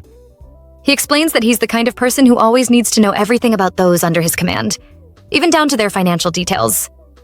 Inwardly, she reflects on how much she kept from her husband, particularly her true personality. He was gentle and kind, and she always feared that showing her real self would drive him away. She had eliminated people before, yet never once experienced a nightmare. That part of her life she kept hidden, worried that if he ever found out what kind of person she truly was, he would have abandoned her long ago. That's why she tried so hard to be the perfect wife, because she desperately wanted to remain by his side. Then, out of nowhere, Lee questions whether her husband wasn't actually more similar to her than she ever realized. She refuses to acknowledge Lee's suggestion, unwilling to admit that her husband might have been like her. If she does, even the moments she thought were real love would dissolve into lies. Clinging to her belief, she asks Lee to make a promise, not to bring this subject up again. And if the day comes when she catches her husband, Lee must lie for her too, saying she is a virtuous, timid, and gentle woman. When he questions the reason, she replies that he started this conversation, so now he must take responsibility for it. He finds her logic bizarre and wonders aloud if she no longer plans to take revenge once she finds her husband. But she tells him she still will, by going intimate with her husband. Whether or not it was love for him doesn't matter to her anymore. All she wants now is to get him back. She warns Lee that if things go wrong, he won't be safe either. She's capable of doing terrible things too. Later, the blast training continues, marking the end of the first week. The rule is clear. Anyone who can't keep up with the whistle won't be eating lunch. Lee turns to Han Seo-young and suddenly asks if she enjoys singing. Caught off guard, she struggles to answer but tells him to blow the whistle. Instead, he smirks and says he'll only do that if she sings. As the tension rises, he adds that her entire team will go hungry at this rate if she doesn't comply. Under her breath, she grumbles that generation after generation, only awful instructors seem to get assigned to this beautiful land of mountains and rivers. Her mind drifts. How long has it even been since she last had lunch? Noticing something off, Lee approaches her, curious if she's on medication. He openly admits that steroid injections aren't uncommon in this field, and there are entire programs dedicated to managing drug-enhanced training. If that were the case with her, he says he'd be somewhat relieved. Confused, she asks for clarification. He explains that she seems to have changed since their first meeting, and it's not just physical. It's as if deeper, unknown issues have surfaced. She wonders why pushing through training should be seen as a problem, and he tells her plainly. If she doesn't drop out, it eventually becomes his responsibility. He asks if she's hiding some kind of edge. She admits she is. She explains that she doesn't fear much. Never has. Since childhood, she's never hesitated to endure pain or even to cause it. Outside of her husband, fear was a foreign concept. Compared to her past, this training feels like nothing. She even endured intense gymnastics as a child, so this doesn't shake her. Curious, Lee takes her hands, wanting to confirm something. As he holds them, she finds it strange that she keeps letting her guard down around this man. It unsettles her. Almost immediately, she pulls away, catching a familiar scent in the air. To her, the presence closing in feels eerily similar to Kim Hyun. At that moment, Jin Ho-jae quietly signals her to stay silent. Han Seo-young finds herself drifting into memory, recalling a conversation between a woman and her husband regarding the woman's own spouse. Kim Hyun had casually remarked that the man had a sharp jawline and gave off a warm, hearty presence. Curious, she had asked to know more about this husband, and the woman explained, painting a picture that remained tucked away in Seo-young's mind. Days later, during training, she becomes distracted again. As she watches one of the trainees, a familiar scent wafts through the air, one that stirs something deep inside her. It's the scent of her husband, a smell no cologne or detergent could ever replicate. The man she's watching notices her gaze and questions her. Still absorbed in her thoughts, she silently reassures herself that an NIS agent wouldn't be present here of all places.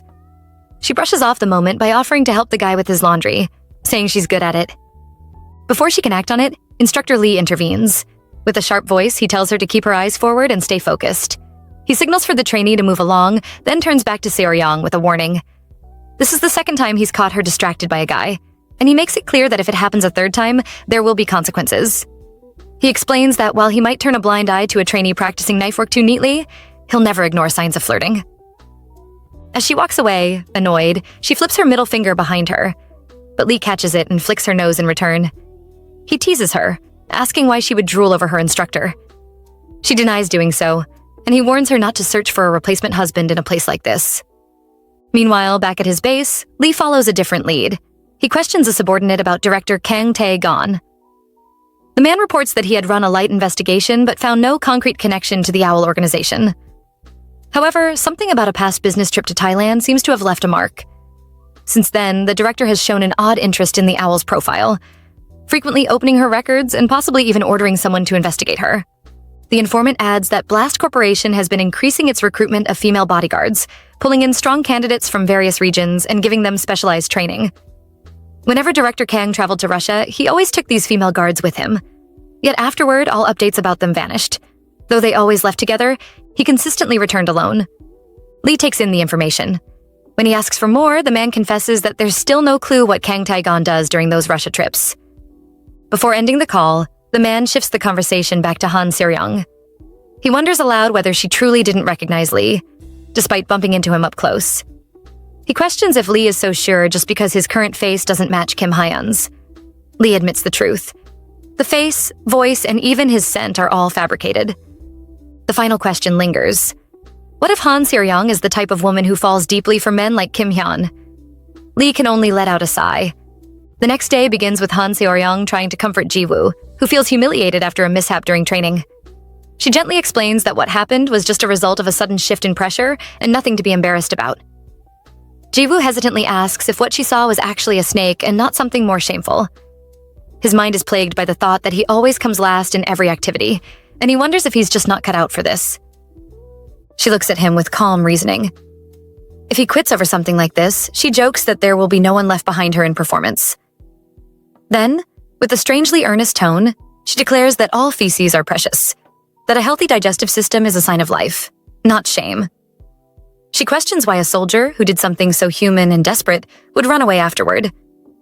Ji-woo, taking her words to heart, suddenly announces that he has no intention of running away anymore. Elsewhere, Agent Jin Ho-jae notices Instructor Lee silently watching the interaction between Seo-young and Ji-woo. With mild curiosity, he asks if Lee also finds Han Seo-young attractive. Lee reacts with visible surprise. Jin Ho-jae continues, sharing that lately she's been looking at him with intense eyes, as though she wants something from him. It's a kind of gaze he's never received from a woman before, and he boldly concludes that maybe it means he's about to get a girlfriend. Lee quickly shuts that thought down. He reminds Jin Ho-jae that Seo-young already has a husband who's absolutely in love with her. In fact, Lee suggests that if Jin Ho-jae doesn't believe it, he should try insulting her husband, though he warns not to do that if she's holding a weapon. From what Lee has seen, her possessiveness is no joke. But Jin Ho-jae still insists that her gaze felt intense, almost seductive. Lee brushes it off and tells him he's not the only one who finds her attractive, but that's no reason to get carried away. He then tells Jin Ho-jae to leave. Later in the day, training resumes, Instructor Lee announces that the squad will be creating improvised flotation devices, which requires everyone to remove their pants. The male trainees begin undressing without hesitation. As Lee surveys the group, he pauses near Seo-young and begins to comment that under normal circumstances, he wouldn't even want to look at someone who lacks the strength to save themselves. But given her situation. Before he can finish, she interrupts and calmly removes her pants too, refusing to be treated differently. The training begins without further hesitation. Afterward, Lee dismisses the group, instructing them to run straight to the barracks and not to look back. However, he tells Seo-young to stay behind. She thanks him but adds that she doesn't really appreciate this kind of special consideration. He hands her something to wrap around her waist so the others won't see too much, but she tells him that she already considered all of that before deciding to remove her pants. It doesn't bother her. Lee, slightly exasperated, questions whether she really lacks any sense of adaptability. She retorts that she'd rather be inflexible than become an unbearable jerk like someone she knows. Lee lets out a sigh of regret and mutters that at this rate, even her butt crack will be on full display. He sarcastically adds that the drill instructor might find that entertaining. She questions what any of this has to do with the instructor, and Lee calmly replies that he is responsible for managing and maintaining balance within the unit. As he wraps his shirt around her waist, he confesses that he's been both harder and gentler on her than the others, all in the name of keeping the group stable. She tries to stop him mid-action, but he leans in, silencing her with a quiet command. His proximity draws her gaze, and he notices. When he asks what she's looking at, she responds bluntly, pointing out that his nipples are hard and that she can see below his waistline. Lee expresses disappointment, but then turns the comment back on her, noting that she's already wet. Embarrassed, she bolts away. The scene shifts to week 5 of Blast training. Instructor Lee announces that he wants a quick sparring match before the day's session begins. He calls for Song-wook-chan and Han Seo-young to step forward and collect their gear. After receiving their equipment, Lee personally helps Seo-young adjust hers. Once the match starts, Song-wook-chan quickly gains the upper hand, knocking her down. But she recovers swiftly. As he approaches, she lands a solid kick between his legs and stands tall again. Watching from the sidelines, Agent Jin Ho-jae curiously asks what kind of technique that was. Lee responds dismissively, calling it nothing more than a senseless brawl. Despite the casual reply, Lee's mind is unsettled. He starts to reflect on the tangled history between himself and the woman before him. He had been the one pretending, the one acting, yet he keeps feeling like he's the one who ended up deceived. Doubt creeps in. Was the woman he once lived with truly who he believed she was? And was the owl, his target, nothing more than an illusion? He remembers that after the Bird Box operation ended, his orders were to maintain a marriage with her. From the very first moment he approached her, up until the day he disappeared, everything had gone according to the mission. In his eyes, the objective had been completed. There's no longer a reason to keep watching over the changed version of Owl, and he sees no benefit in stirring up more complications. Yet, the current match pulls him back to the present. Seeing that Songwook Chan is going too hard on Seoryong, Lee intervenes. He tells the trainee to stop, but when his command is ignored, he doesn't hesitate. He steps in himself to put an end to it. Instructor Lee stands before the trainees and announces that their next lesson will focus on Krav Maga, a military combat technique rooted in instinctive human reflexes. As he speaks, Songwook Chan watches him with clear resentment, his bruised face betraying his lingering frustration. Lee comments on the widely held belief that he can disarm an armed opponent with nothing but his bare hands. He challenges Songwook Chan to aim a weapon at him, and just as the trainee points it, Lee moves in a blur. In mere seconds, he disarms him with precision. Turning back to the rest of the squad, Lee uses the moment as a demonstration. He explains that after neutralizing an opponent's first move, the next step is to immediately follow up with a strike to any vulnerable spot. Something that delivers enough shock to disable or throw the opponent off balance. He emphasizes that Krav Maga relies more on technique than brute strength. As long as the fighter is agile and flexible, even someone lacking power can handle a larger adversary. The key is to never be intimidated, no matter the opponent's size. Days pass. One evening, as they eat together, the conversation shifts to upcoming changes. Some begin speaking about farewells in advance. A trainee mentions hearing rumors that more than half of them are planning to quit. Another adds a humorous concern. Whatever happens, he hopes he doesn't end up sharing a room with instructor Lee Wushin. Seoryong, curious, asks, "What's so bad about that?" The others are quick to explain. Lee, they say, comes from one of the most feared and notorious private military companies. They speak of strange equipment he's brought with him. Tools like nerve disruption injections and other questionable gear that make even experienced trainees uneasy. One guy admits openly that he doesn't think he can handle the upcoming training module, said to be the most grueling part of the entire 10-week program. Soon after, Instructor Lee addresses them all formally. The new module is focused on Refusal to Divulge Information training. While the official title sounds polished, he doesn't sugarcoat what it truly is. Torture training. He announces that every method possible will be used to pressure them into revealing information. For Han Seoryong, her mission is clear. She must not reveal the coordinates she has memorized. She has to endure for the next 48 hours without giving them up. The goal is to train them not just to endure pain, but to maintain composure and discipline under extreme interrogation. The moment training begins, everything shifts. The trainees are immediately overwhelmed. Their bodies go limp as the methods take effect. During the torment, Seoryong drifts into unconsciousness. In that state, she dreams of her husband. He stands before her, saying he's leaving. Desperately, she pleads with him to stay. She reaches out, asking him not to abandon her, but he only smiles gently and tells her to compose herself. The moment feels real, but her heart tightens with pain. Suddenly, she awakens with a scream. Her consciousness returns and her senses slowly adjust. Instructor Lee watches over her and casually comments on her late awakening. He admits he'd begun to wonder if she would ever wake up. As Han Seoryong regains more awareness, she begins to suspect that something had been added to their food. She asks directly, but Instructor Lee gives no real answer, only a cryptic remark that it's a trade secret. Still groggy, she begins to mutter about the codes in the note she was given, admitting that she already understands their meaning. But Lee doesn't acknowledge that. Instead, he moves closer, saying he wants to hear something different today. His tone darkens as he poses a grim question. Has she ever considered what might happen if she were captured in a place like South Africa? He describes, without hesitation, how naked female prisoners are thrown into male prison cells where they suffer brutal treatment. Such interrogation methods, he explains, are never publicly revealed but are very much real on the other side of the world. He doesn't stop there.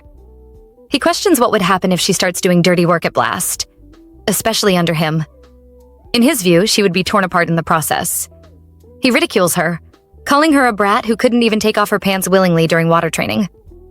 According to him, she sees only what she wants to and remains completely blind to everything else. That's why, he says, he has chosen to train her personally, to open her eyes to what she has been refusing to see. As his words grow more aggressive, his actions follow suit. He begins touching her against her will. She tells him to stop, but he doesn't. Instead, he taunts her, questioning whether she intends to keep using her so-called fighting spirit to justify everything. He tells her to save that talk for someone who cares, insisting that she's nothing but an obstacle. He urges her to give up and live a normal life. If she agrees to stop searching for her husband, he says, that one admission alone would be enough to end her training immediately. But she meets his eyes, unwavering. Then, without hesitation, she spits at him. Her voice sharp and certain, she declares that unless he intends to drag her husband out personally, he has no business interfering in her path. Unfazed, he presses on. His touch grows more intrusive, making her deeply uncomfortable. She snaps, telling him that if he wants sex so badly, he should go to another room. Instead of backing off, he shifts the topic again. He questions whether she'd prefer someone else's presence. Perhaps someone like Jin Ho-jae. She bluntly affirms that she would, without hesitation. He presses further, asking if her preference for Jin Ho-jae is because he resembles her husband. Confused, she questions who he's even referring to. Lee mocks the idea, claiming that if she finds a big, bold-faced man like Jin Ho-jae attractive, then something must be wrong with her eyes. She answers with calm certainty. Yes, that is exactly what her husband looked like. Lee scoffs. He says there are instructors she's allowed to look at and those she is not, like Jin Ho-jae. He then adds that he is finished with common sense. And with that, his actions grow more intense, continuing to violate her space seriously. Lee speaks again, this time attacking the unwavering loyalty Seo-young shows to her husband. To him, it doesn't appear as faithfulness, but rather something obsessive, like a sickness. He questions why it's so difficult for her to simply walk away and try to live a normal life. But Seo-young doesn't flinch. She explains that her husband wasn't separate from her normal life. He was the very heart of it. Without him, living normally is impossible. He gave her something she was never born with, something she had never experienced until he came along. Even if blind devotion is truly a disease, she accepts it. She's willing to live like a patient for the rest of her life. Lee is stunned that she would willingly endure anything, no matter how twisted, just to cling to that bond. She tells him that she won't break or run because of someone like him. He doesn't even resemble her husband in the slightest. To her, he has nothing worth comparing. If anyone in this place has redeeming traits, it's instructor Jin Ho-jae. As far as Lee is concerned, she's unmoved by whatever torment he brings. She even mocks his earlier move, daring him to go fetch the taser he threw aside and shove it in her ear. Let them see who wins then. Lee sneers, calling it revolting to be compared to her husband. But the tables turn unexpectedly. She suddenly suggests that they go intimate instead of this act he's putting on. Her voice is steady, calculated. His surprise is visible. As her hands are still bound, she wraps her legs around him, taking control of the moment. She begins to describe her husband's physical features with clarity and detail, throwing Lee off. She adds that she's seen Lee's own body before too and describes it coldly, without affection. Seo-young continues, explaining that she once believed she could only be with her husband, but now, thanks to this, she realizes that isn't true. Her words are deliberately provocative, seductive even, and for a few seconds Lee freezes, caught off guard. Eventually, he sets down a bucket for her to step on, and then, without a word, exits the room, claiming he'll pretend he didn't hear any of that. Days pass. During a mealtime conversation, a few trainees exchange stories about recent events. One of them brings up a shocking incident. Instructor Lee Woo-shin had apparently stormed into a torture session and violently attacked the instructor who had been interrogating him. According to the trainee, Lee kept yelling that he'd only stop if the trainee gave up the intel, insisting that if the information was leaked, it would be his own failure for not preparing the trainee well enough. Lee, they say, was all smiles while delivering brutal blows, even smashing a chair over the instructor. As the trainee recalls, the display was so intense it brought him to tears. But then it dawned on them. It was all a setup. Another trainee points out that the whole scene was staged, a psychological tactic meant to mess with his mind. The beaten instructor had been Jin Ho-jae all along. Meanwhile, the trainee sitting beside Seo-young leans closer and says he heard her ordeal was no less brutal. Something about undergoing water torture for a full 48 hours without any rest. She responds calmly, admitting she was angry at first, but ultimately it didn't feel terrible. In fact, she found something refreshing in the experience. It led her into a part of herself she hadn't known existed before. Curious, the trainee asks if she awakened something through the torture. She replies that she does awaken from time to time, but it has nothing to do with the torture. To her, it felt more like breaking a taboo, one that had silently ruled over her life until now. While practicing target shooting, Instructor Lee's mind wanders. His thoughts circle back to something Han Seo-young once said, the most recognizable feature of her husband. It unsettles him more than he wants to admit. A wave of frustration creeps in as he silently acknowledges that he cannot even retrieve the man's body. Nearby, Agent Ki Taemin speaks up.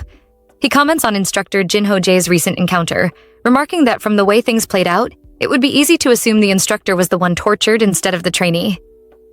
Lee listens for a moment before cutting in, questioning if Taemin is angry because his friend was involved.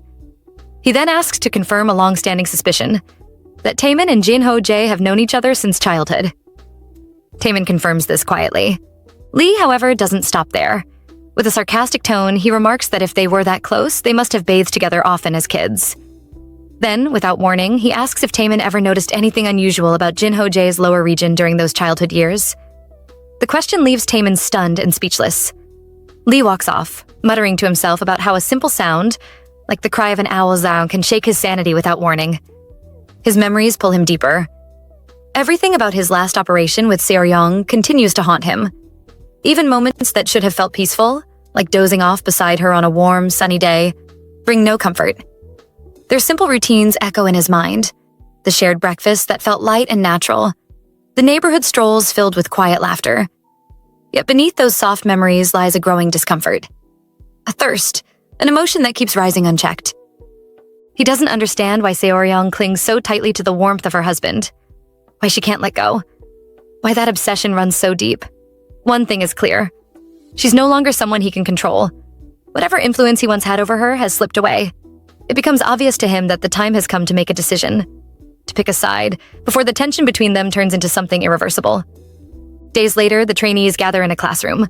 As they settle in, Han Seo-ryong sits silently, lost in thought. The lingering pain from the torture still clings to her mind, and unexpectedly, she finds herself missing her mother.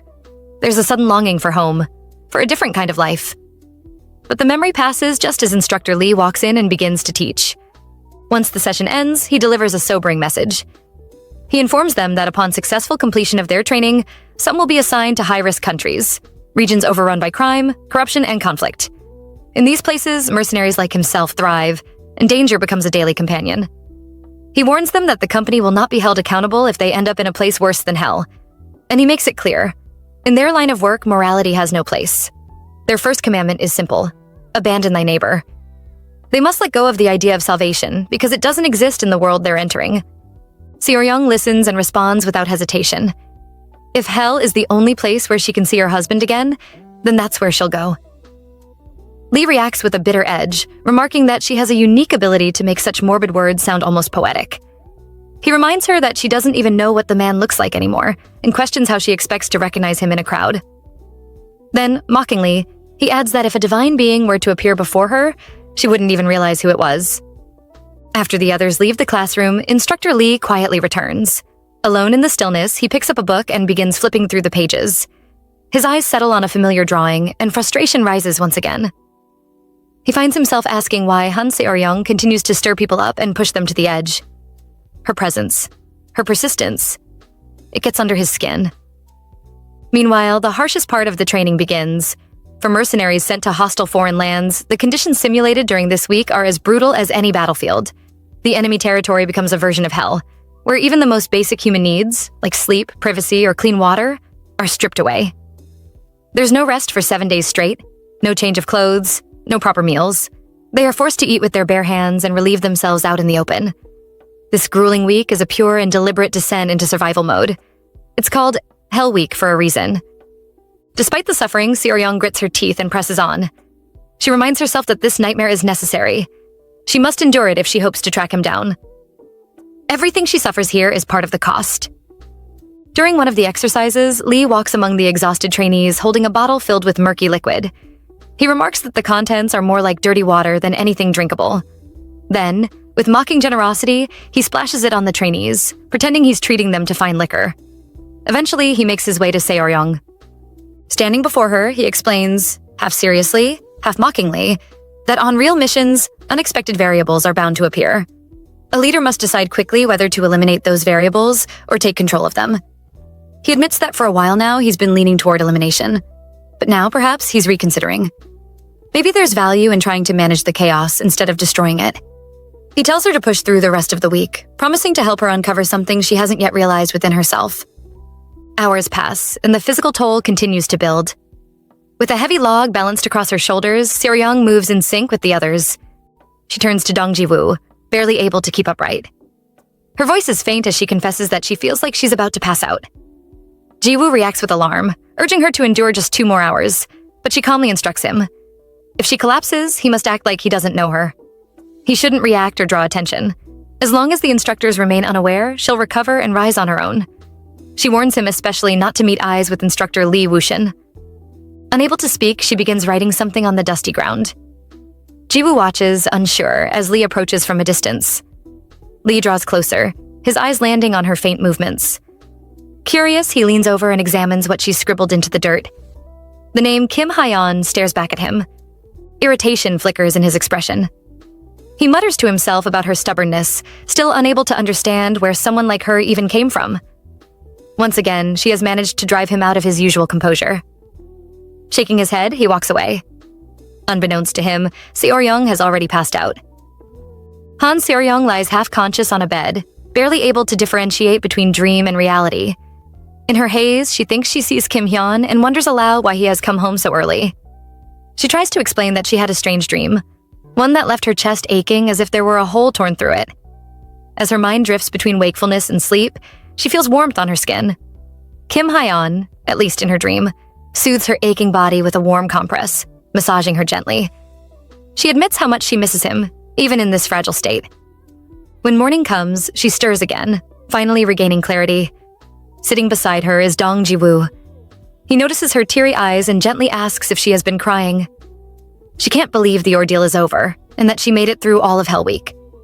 Ji-woo explains that she passed out toward the end, but fortunately, no one noticed.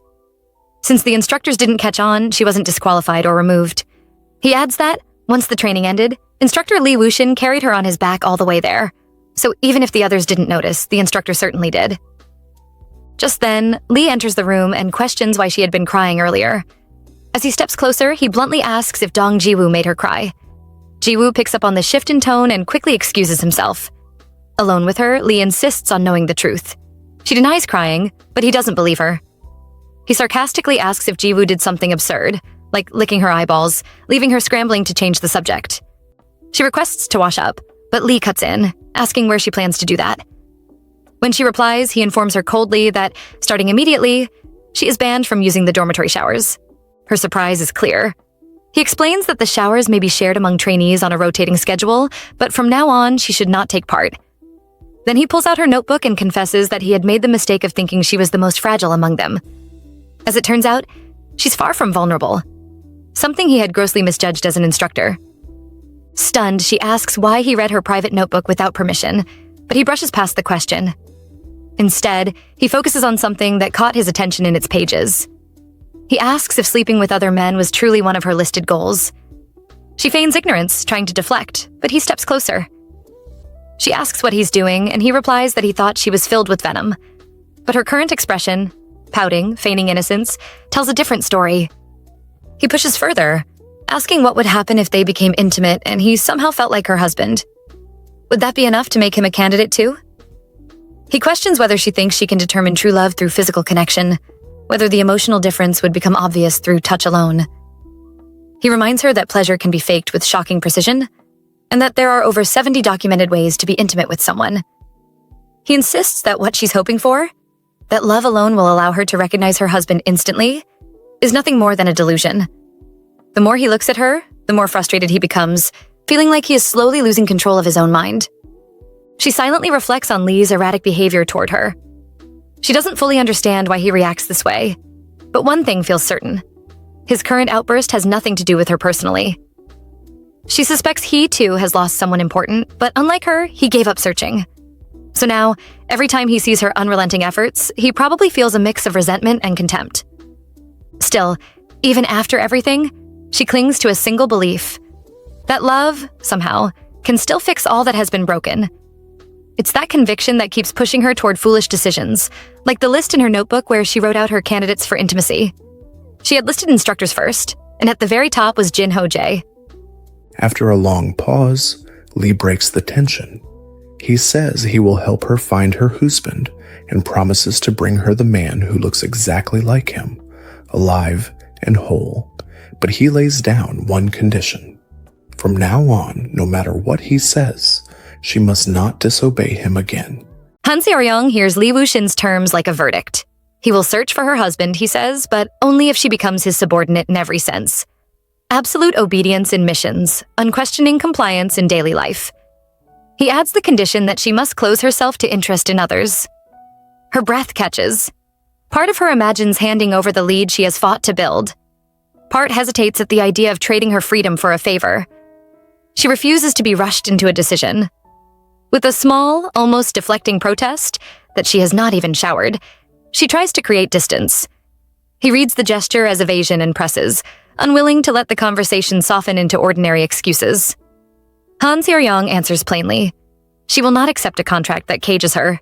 Even if the path grows harder, she trusts her own resourcefulness. She embarked on this search because she believes in herself, not because she wants to bargain away her choices. His insistence that he will do anything she asks sounds rehearsed, but his urgency rings false to her. When she asks whether the restriction would extend to Jinho Jae or the other team members, his response only makes the demand feel personal, not procedural. In the pauses between words, she maps motive. This is not about leaked pages or protocol. It smells of a private blemish. She questions him about his marriage, whether he is divorced, and what caused the separation. She watches the way his expression tenses. Whether the fracture came from incompatible temperaments, lifestyle collisions, or betrayal, she recognizes the look of someone who has been profoundly hurt. Cruelly, she imagines him with a list of names like her own, a ledger of intimate failures that explains his need for control. Her response is precise. If his compulsion to manage her springs from anxiety or old wounds, she urges him to seek counsel rather than project it onto her. She challenges him to confront the person who actually wronged him, to live again and let kindness into his life. She suggests dating, which might teach him gentleness. Left to dwell on it, she warns, he will only harden until nobody remains willing to reach him. Still, she offers a condition of her own.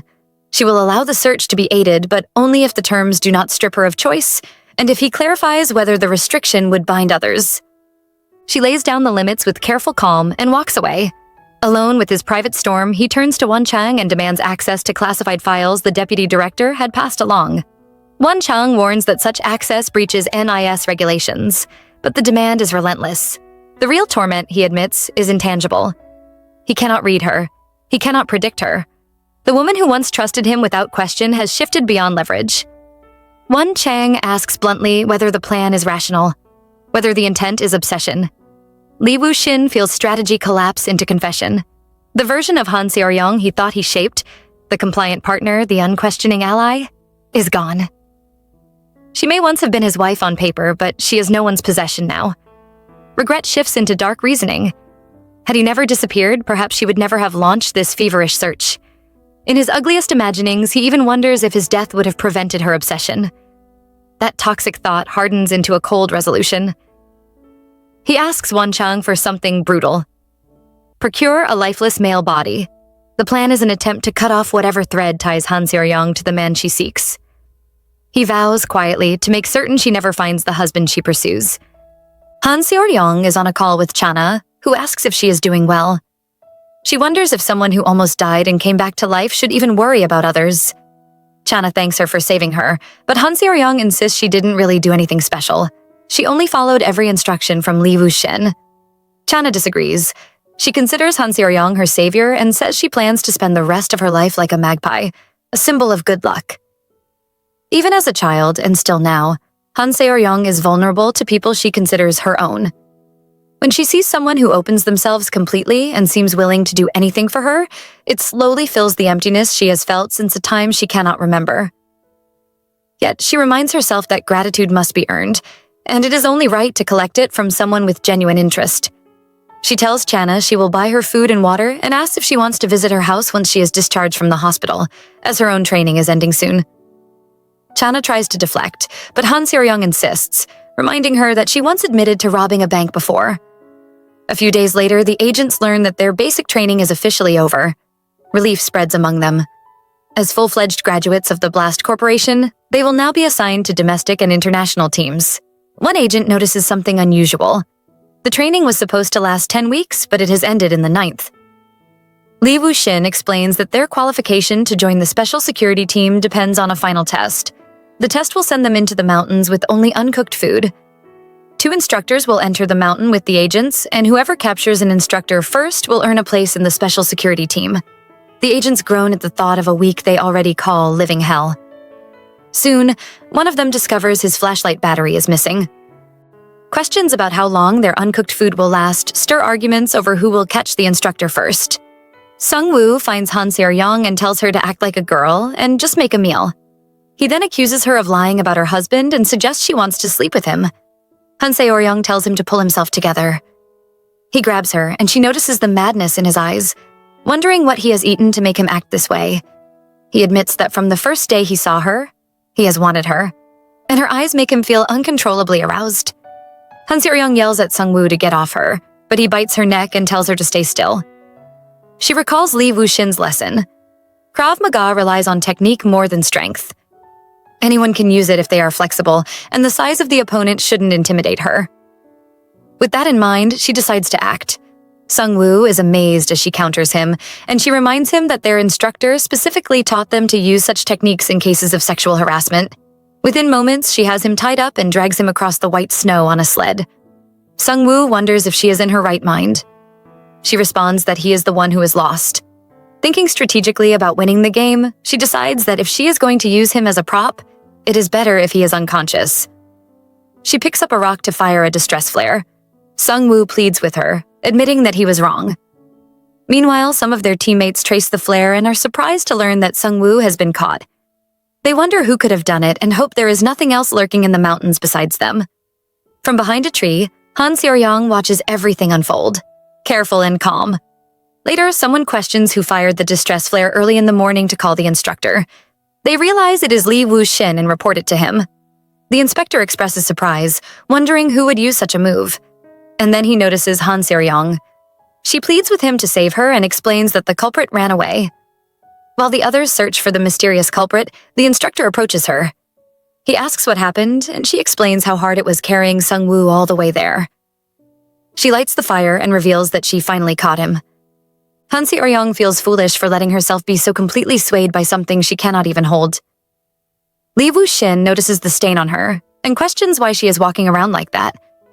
She asks if he isn't going to take his coat off. Without warning, he pulls her to the ground. He commends her for putting what she learned into practice, but warns that using a false distress signal is only effective if the target and situation are chosen correctly. If he had been the enemy, he says, he would have thrown his coat over her and grabbed her first. It only becomes a real strategy when she considers both the situation and her opponent. He asks if she understands, but she remains silent. He presses ice-cold snow against her face. He says he understands her intentions, but notes she is picking up bad habits. She questions what he is doing, and he points out that she was bitten. He asks if it was Sung-woo and if she was bitten elsewhere, condemning Sung-woo's actions. He wonders if Sung-woo went so far as to lick her tongue. Lee Woo-shin decides to check how many injuries she has from the bite so he can give a cold, justifiable punishment. He even notes that if her husband saw this, he would be so enraged he might return immediately. Han Seo-young throws snow at him and asks what he knows about her husband, then begins to walk away. Not long after, he chases her, and she wonders why he looks so serious. Suddenly, he calls out to warn her, grabbing her hand just in time to prevent her from falling while holding onto a tree himself. He angrily questions whether she is trying to get herself killed in front of him and scolds her for being careless. He calls her actions disgusting, then instructs her to climb onto his back as if climbing a rope. She hesitates, but follows his instructions. As she tries to hold onto a tree for support, it breaks, leaving them both in a tense, precarious situation. They fall hard against the icy surface. Han Seo-young struggles upright, takes a deep breath, and confirms that they are still alive. Lee Woo-shin opens his eyes and finds that she is already tying their wrists together with a rope. Curious and confused, he questions her actions. She explains that it may seem ridiculous, but she has caught him, and there is no backing out afterward. She even laughs at the situation. He finds it unbelievable and reminds her that timing matters, especially for laughter. He becomes irritated when he notices the familiar expression on her face, the same one she unknowingly wears in private moments. She does not realize when she ever did such a thing, and he reminds her that maintaining a straight face while working is a basic rule. She silently acknowledges this. She then asks what they should do next, noting that they have no gear to climb the ice wall. He explains that they can only endure for now. A tracking device is attached to his gear, and he has already activated it. Their absence should be noticed, and help will eventually find them. Until then, they must survive without freezing to death. She comments that she is still the one determined to join the special security unit, And even now, that goal outweighs everything else in her mind. She also points out that he fell while trying to catch her, which means she has technically won. He ignores that remark and tells her to move closer so they can preserve warmth and focus on staying alive. She hesitates, noticing the cold air creeping in. Instead, she suggests that he could give his coat to her. He admits his dislike for the cold, but she still shifts closer to him. As they press together for warmth, his hand touches her inappropriately. She reacts with irritation. He points out that earlier contact did not trouble her, yet now physical closeness for survival suddenly becomes an issue. He questions how someone like her can truly survive in the field. The so-called top recruit for the Special Security Unit already bears bruises from only mild rough handling. He also reveals that he disciplines people physically when their performance disappoints him. She responds by sarcastically questioning whether instructor Jin-ho-hee receives such treatment as well. He grows displeased that the name keeps resurfacing. She then wonders if he has a daughter, since he seems accustomed to holding someone so steadily. He reveals that he does not, but his wife had been younger than him and clumsy at many things, so he used to support her often. Han Seo-young thinks that he resembles her husband in that sense, solid and unyielding like a Korean rock. Yet she also realizes that the way he holds someone feels safe. The scent of his skin, the firmness of his muscles, and even the careless contact feel nothing like Kim Hyun, yet being held this way still calms her fear. That contradiction unsettles her. She asks if he ever thinks of his ex-wife. He dismisses the idea of digging into what is already gone, believing it only leaves bitterness behind. He also warns her against returning to her own past, because nothing awaits her there anymore. He then instructs her to remain alert and keep her mouth moving so she does not lose consciousness. She claims that she is fine, but he points out that her breathing has already begun to slow. She forces herself to stay awake, reminding herself that she still has to enter the Special Security Unit and carry out everything she has planned. She still needs to make her husband pay. As time passes in the cold silence, he unexpectedly begins to kiss her. After a while, Han Seo-young wonders aloud why Lee Woo-shin suddenly started kissing her. He insists that it does not count as a real kiss, and notes that her pulse has returned to normal. She argues that he could have simply said something instead, to keep her mind clear. He teases that she wants them to talk about their difficult spouses, as she once suggested. She comments that his spouse cannot be that bad. He questions if she even knows who his spouse was, and then admits that he does. He reveals that he has a lot to say about his past. The woman who used to be his wife kept a list of men written on paper, and if he left her alone, she would probably spend all day indulging in filthy thoughts. She also threw her body around carelessly. Han Seo-young is stunned and wonders where such a strange woman could exist. She reminds herself that perhaps her husband was simply inexperienced and too innocent, which is why he struggled with intimacy. She points out that he would back off at the weirdest moments, and he challenges her to try even a fraction of the discipline and drive he demands from others. She observes that his current suffering likely stems from having such an insolent wife, and she adds that if she were in his place, she would not have let a husband like that off easy.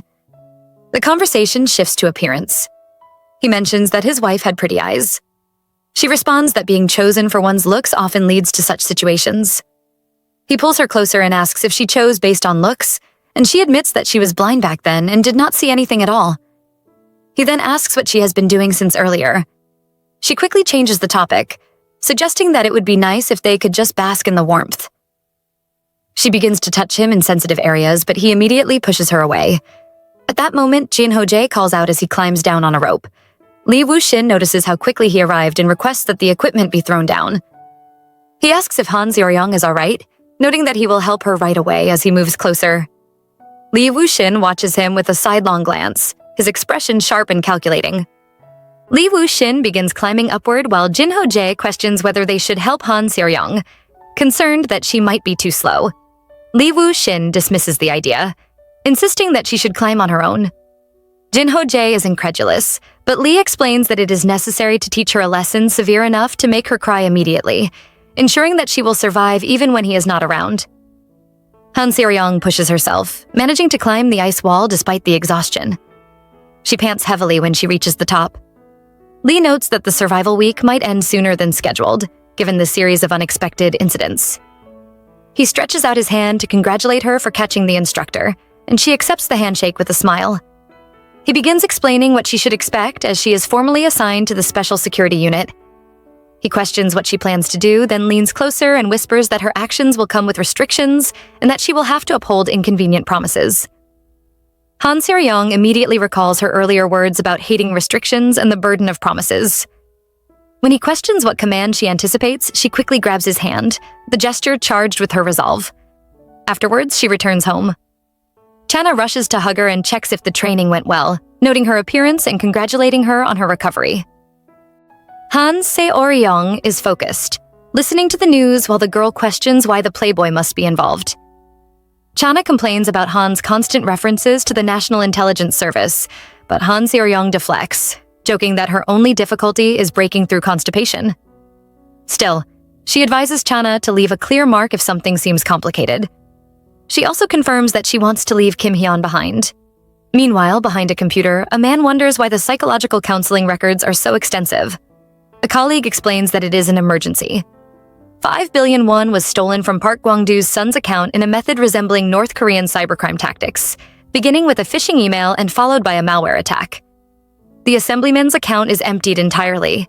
If the money is not recovered, the team faces complete dismissal, and the man urgently requests Won-chang's help.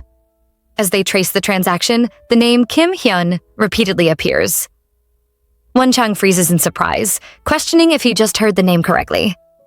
The next day, Han Seo-young folds laundry as Chana stops by to update her.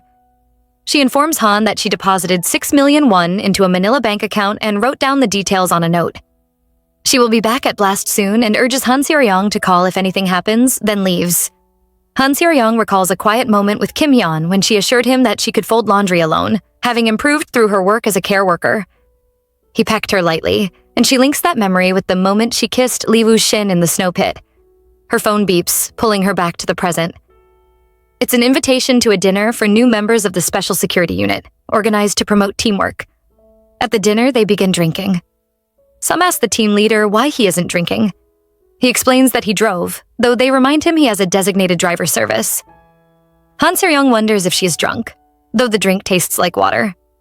She decides not to get drunk, needing her wits to learn more about the team members. Kai Taemin speaks first, suggesting that everyone should drink if they have never deserted. He is a former 707th Special Mission Group operative and shooting sports athlete who once won the national championship in high school. During his athletic years, he struggled under senior abuse, escaped to the military, and later deserted after facing further bullying. Yuta Wit adds that those who have never threatened a priest to blow up a cathedral should drink, recalling his work in explosive ordnance disposal with the 5th Special Forces Brigade. After an accidental exposure to explosives, he felt as if his head, long waiting for his father's voice, finally woke up. Jin Ho-jae adds that only those who had done it in the water should drink. Han Seo-young wonders what that could mean, thinking back to intimate moments with her husband in the water. She nervously picks up her drink, but Lee Woo-shin takes it and drinks instead. Jin Ho-jae calls him a black knight and admires his composure, surprised that Lee has done such things. It's her turn. She sets a challenge for the group. Drink if they haven't lived as a blind person, been a victim of a fraudulent marriage, been suspected by the police for attempted murder of a spouse, or tried to defect to North Korea. The group finds it extreme, but she continues, adding that those who haven't defected should take 2 drinks. Observing Jin Ho-jae, she notes that he resembles the image she always imagined for her husband. Lee Woo-shin redirects her attention, telling her to eat the meat properly and questions who attends dinner with their eyes rather than focus. He reminds her what he said he would do if she got distracted over a man and asks what kind of work she expects to accomplish with that mindset. She starts eating and he remarks that it is like the bear does the trick while the foreigner gets the reward. Later, Jin Ho-jae mentions seeing an interesting YouTube interview with a former CIA chief of disguise. The chief claimed that face disguises seen in movies are real. One can't recognize a person even if they change gender or race. Lee Woo-shin questions whether it is outdated to release such information publicly, and Jin Ho-jae agrees. He asks how anyone would feel if the face of the person closest to them turned out to be fake. Jin Ho-jae jokes, asking, "What if the face someone trusts is not real?" Lee Woo-shin responds that it would be perfect, since a disgusting face doesn't matter. He only aims for the head. Jin Ho-jae is annoyed by the comment, but Lee brushes it off and asks for Dawit's opinion. Dawit says he doesn't need to do anything because punishment tends to fall on its own, quoting Psalm 7:14.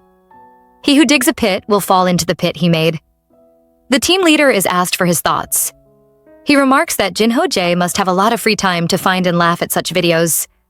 Jinho-jae explains he came across it through algorithm suggestions while searching for tactics. Han Seo-young notes that it feels like a scripted video designed only to boost views. The others tease her about lacking imagination, telling her to imagine how she would react if someone she trusted had a fake face. Lee Woo-shin stares at her eagerly for her answer. She admits that she doesn't think she could handle it, reflecting that she's already been fooled by so many things in life. Outside the building, the team notices Lee Woo-shin's ribs and asks if he is okay, recalling that the hospital told him to rest.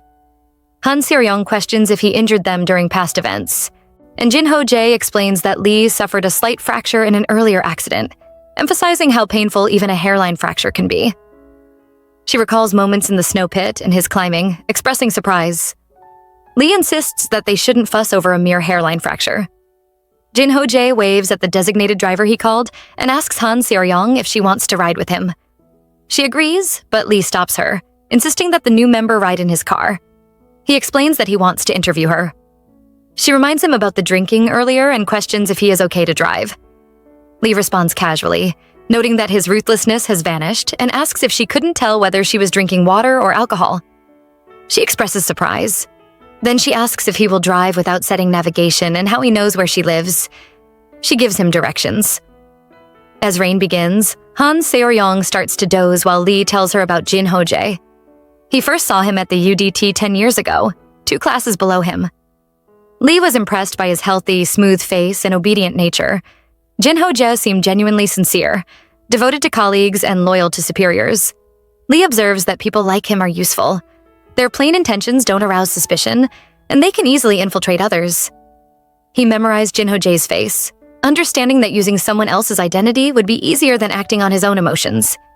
He reveals that this was how Kim Hyun, the model for her husband, came to be. Seeing Han Seo-young asleep, he notes quietly that she responds to the real model like a ghost, making the fake feel inferior. Han Seo-young wakes up and realizes she should have been woken earlier. Lee Woo-shin tells her to get out if she's awake, and she thinks to herself that he is unbearably unpleasant. She opens her door and senses something is wrong. Suddenly, she is attacked, but she quickly fends off the assailant and notices footprints on the floor. She realizes that someone may finally be taking the bait she set.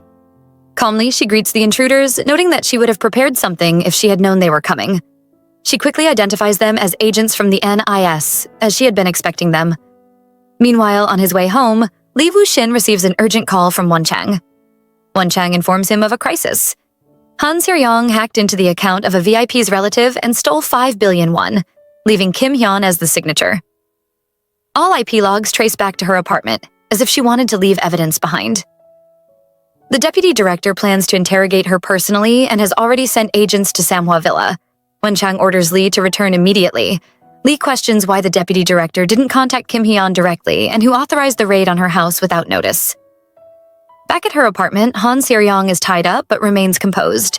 She speaks to the deputy director, who asks if she has come to her senses and tells her to transfer the money quietly, promising the agents will leave without incident. Han Seo-young smiles, confirming that events are unfolding as she anticipated. She questions the identity of the officer on the line, noting that he already knows her name. She observes that using the president's family was the perfect move. The deputy director urges her to reveal where the 5 billion won is hidden, but Han Seo-young challenges his approach. She notes that someone who truly wants a deal wouldn't behave like this. She makes it clear. He wants the 5 billion, she wants Kim Hyun. She explains that if the NIS wanted the money legitimately, they would have reported it. If they wanted to seize it quietly, they would have brought Kim Hyun to her. Instead, they manipulated her, allowed Kim Hyun to get close, and arranged their marriage. All in secrecy, which explains why the 5 billion isn't reported in the news. She questions her position. Why are they sneaking in like thieves and beating her instead of negotiating? The director warns her not to challenge the NIS, threatening that if she does, the consequences will be on her subordinates, including Chana.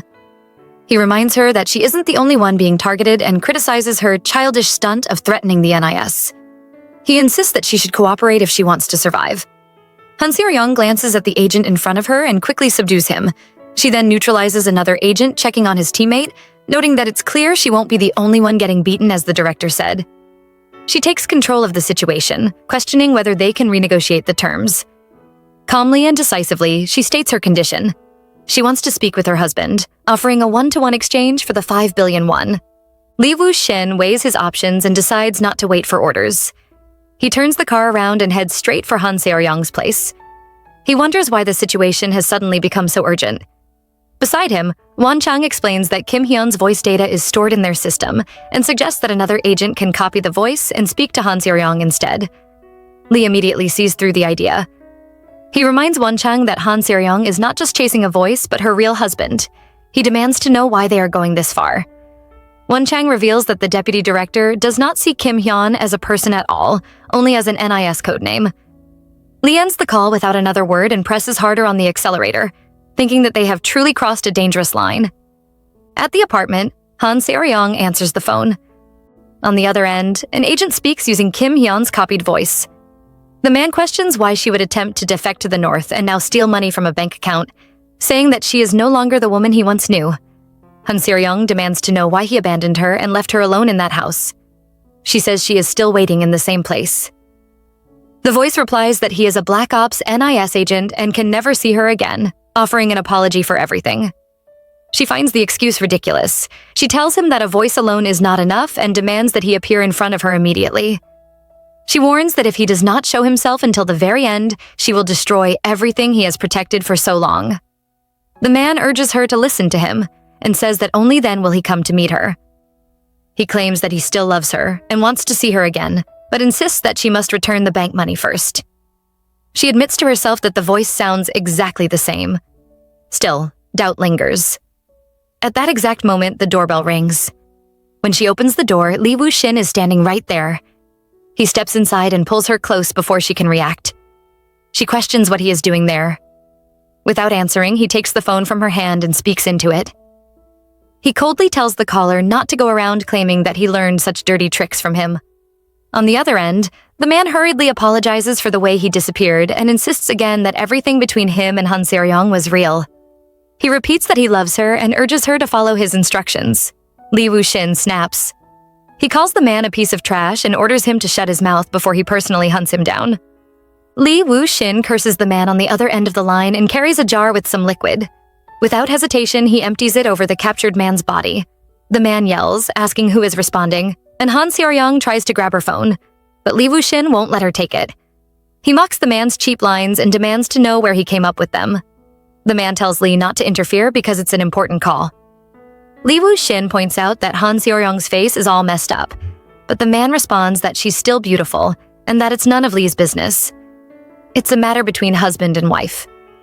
Lee warns that if the man tries to frame the situation as an affair, it will create a problem for all three of them.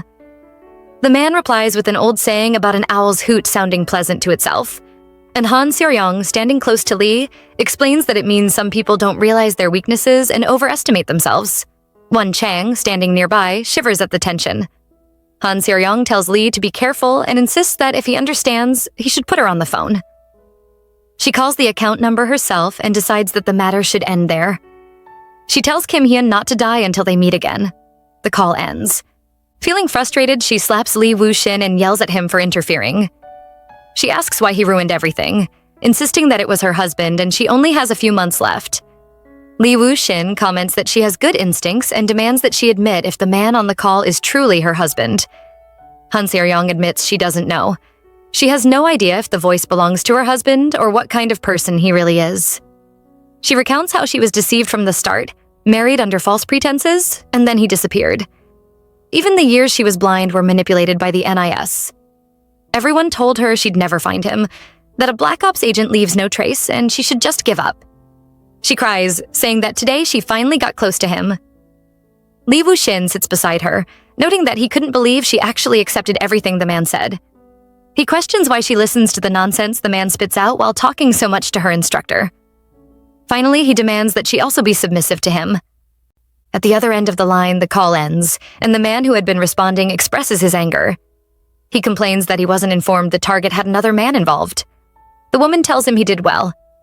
They got the account, so they should stop for the moment. The man warns that if his performance review suffers because of this, he won't let it go. Won Chang stands by, unsure how to react, just staring at them. The woman asks if he knows when a beast shows its claws when it's hungry. Meanwhile, he thinks to himself that Lee Woo-shin is truly crazy. Back with Lee Woo-shin, he checks Han Seo-young's tongue, noticing it's swollen, and asks where she keeps the medicine box. She says she doesn't want to be caught in a love triangle with her instructor in front of her husband, but Lee responds that it's already too late. She questions what he's doing, and he says he's cleaning up after Han Seo-young, who is always causing trouble.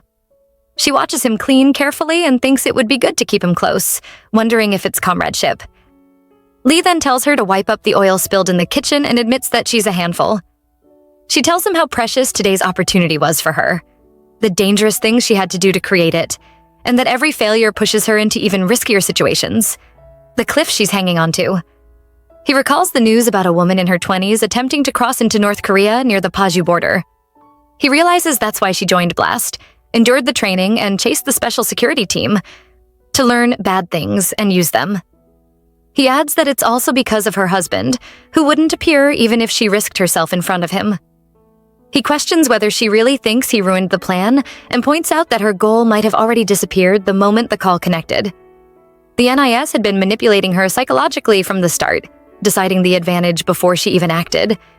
He asks why she only managed to get her husband's voice after launching a preemptive attack and why she held back at the end.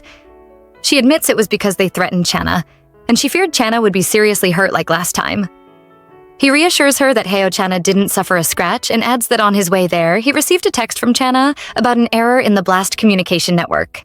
He tells her she was outmatched from the start, psychologically, strategically, and even in cheap tricks. She should have listened when he said to leave Chana behind. Then he declares he will be her accomplice, but she must accept his condition. He will move into her house. Want the next part? Comment Han Seo-young below. Until next time, ciao!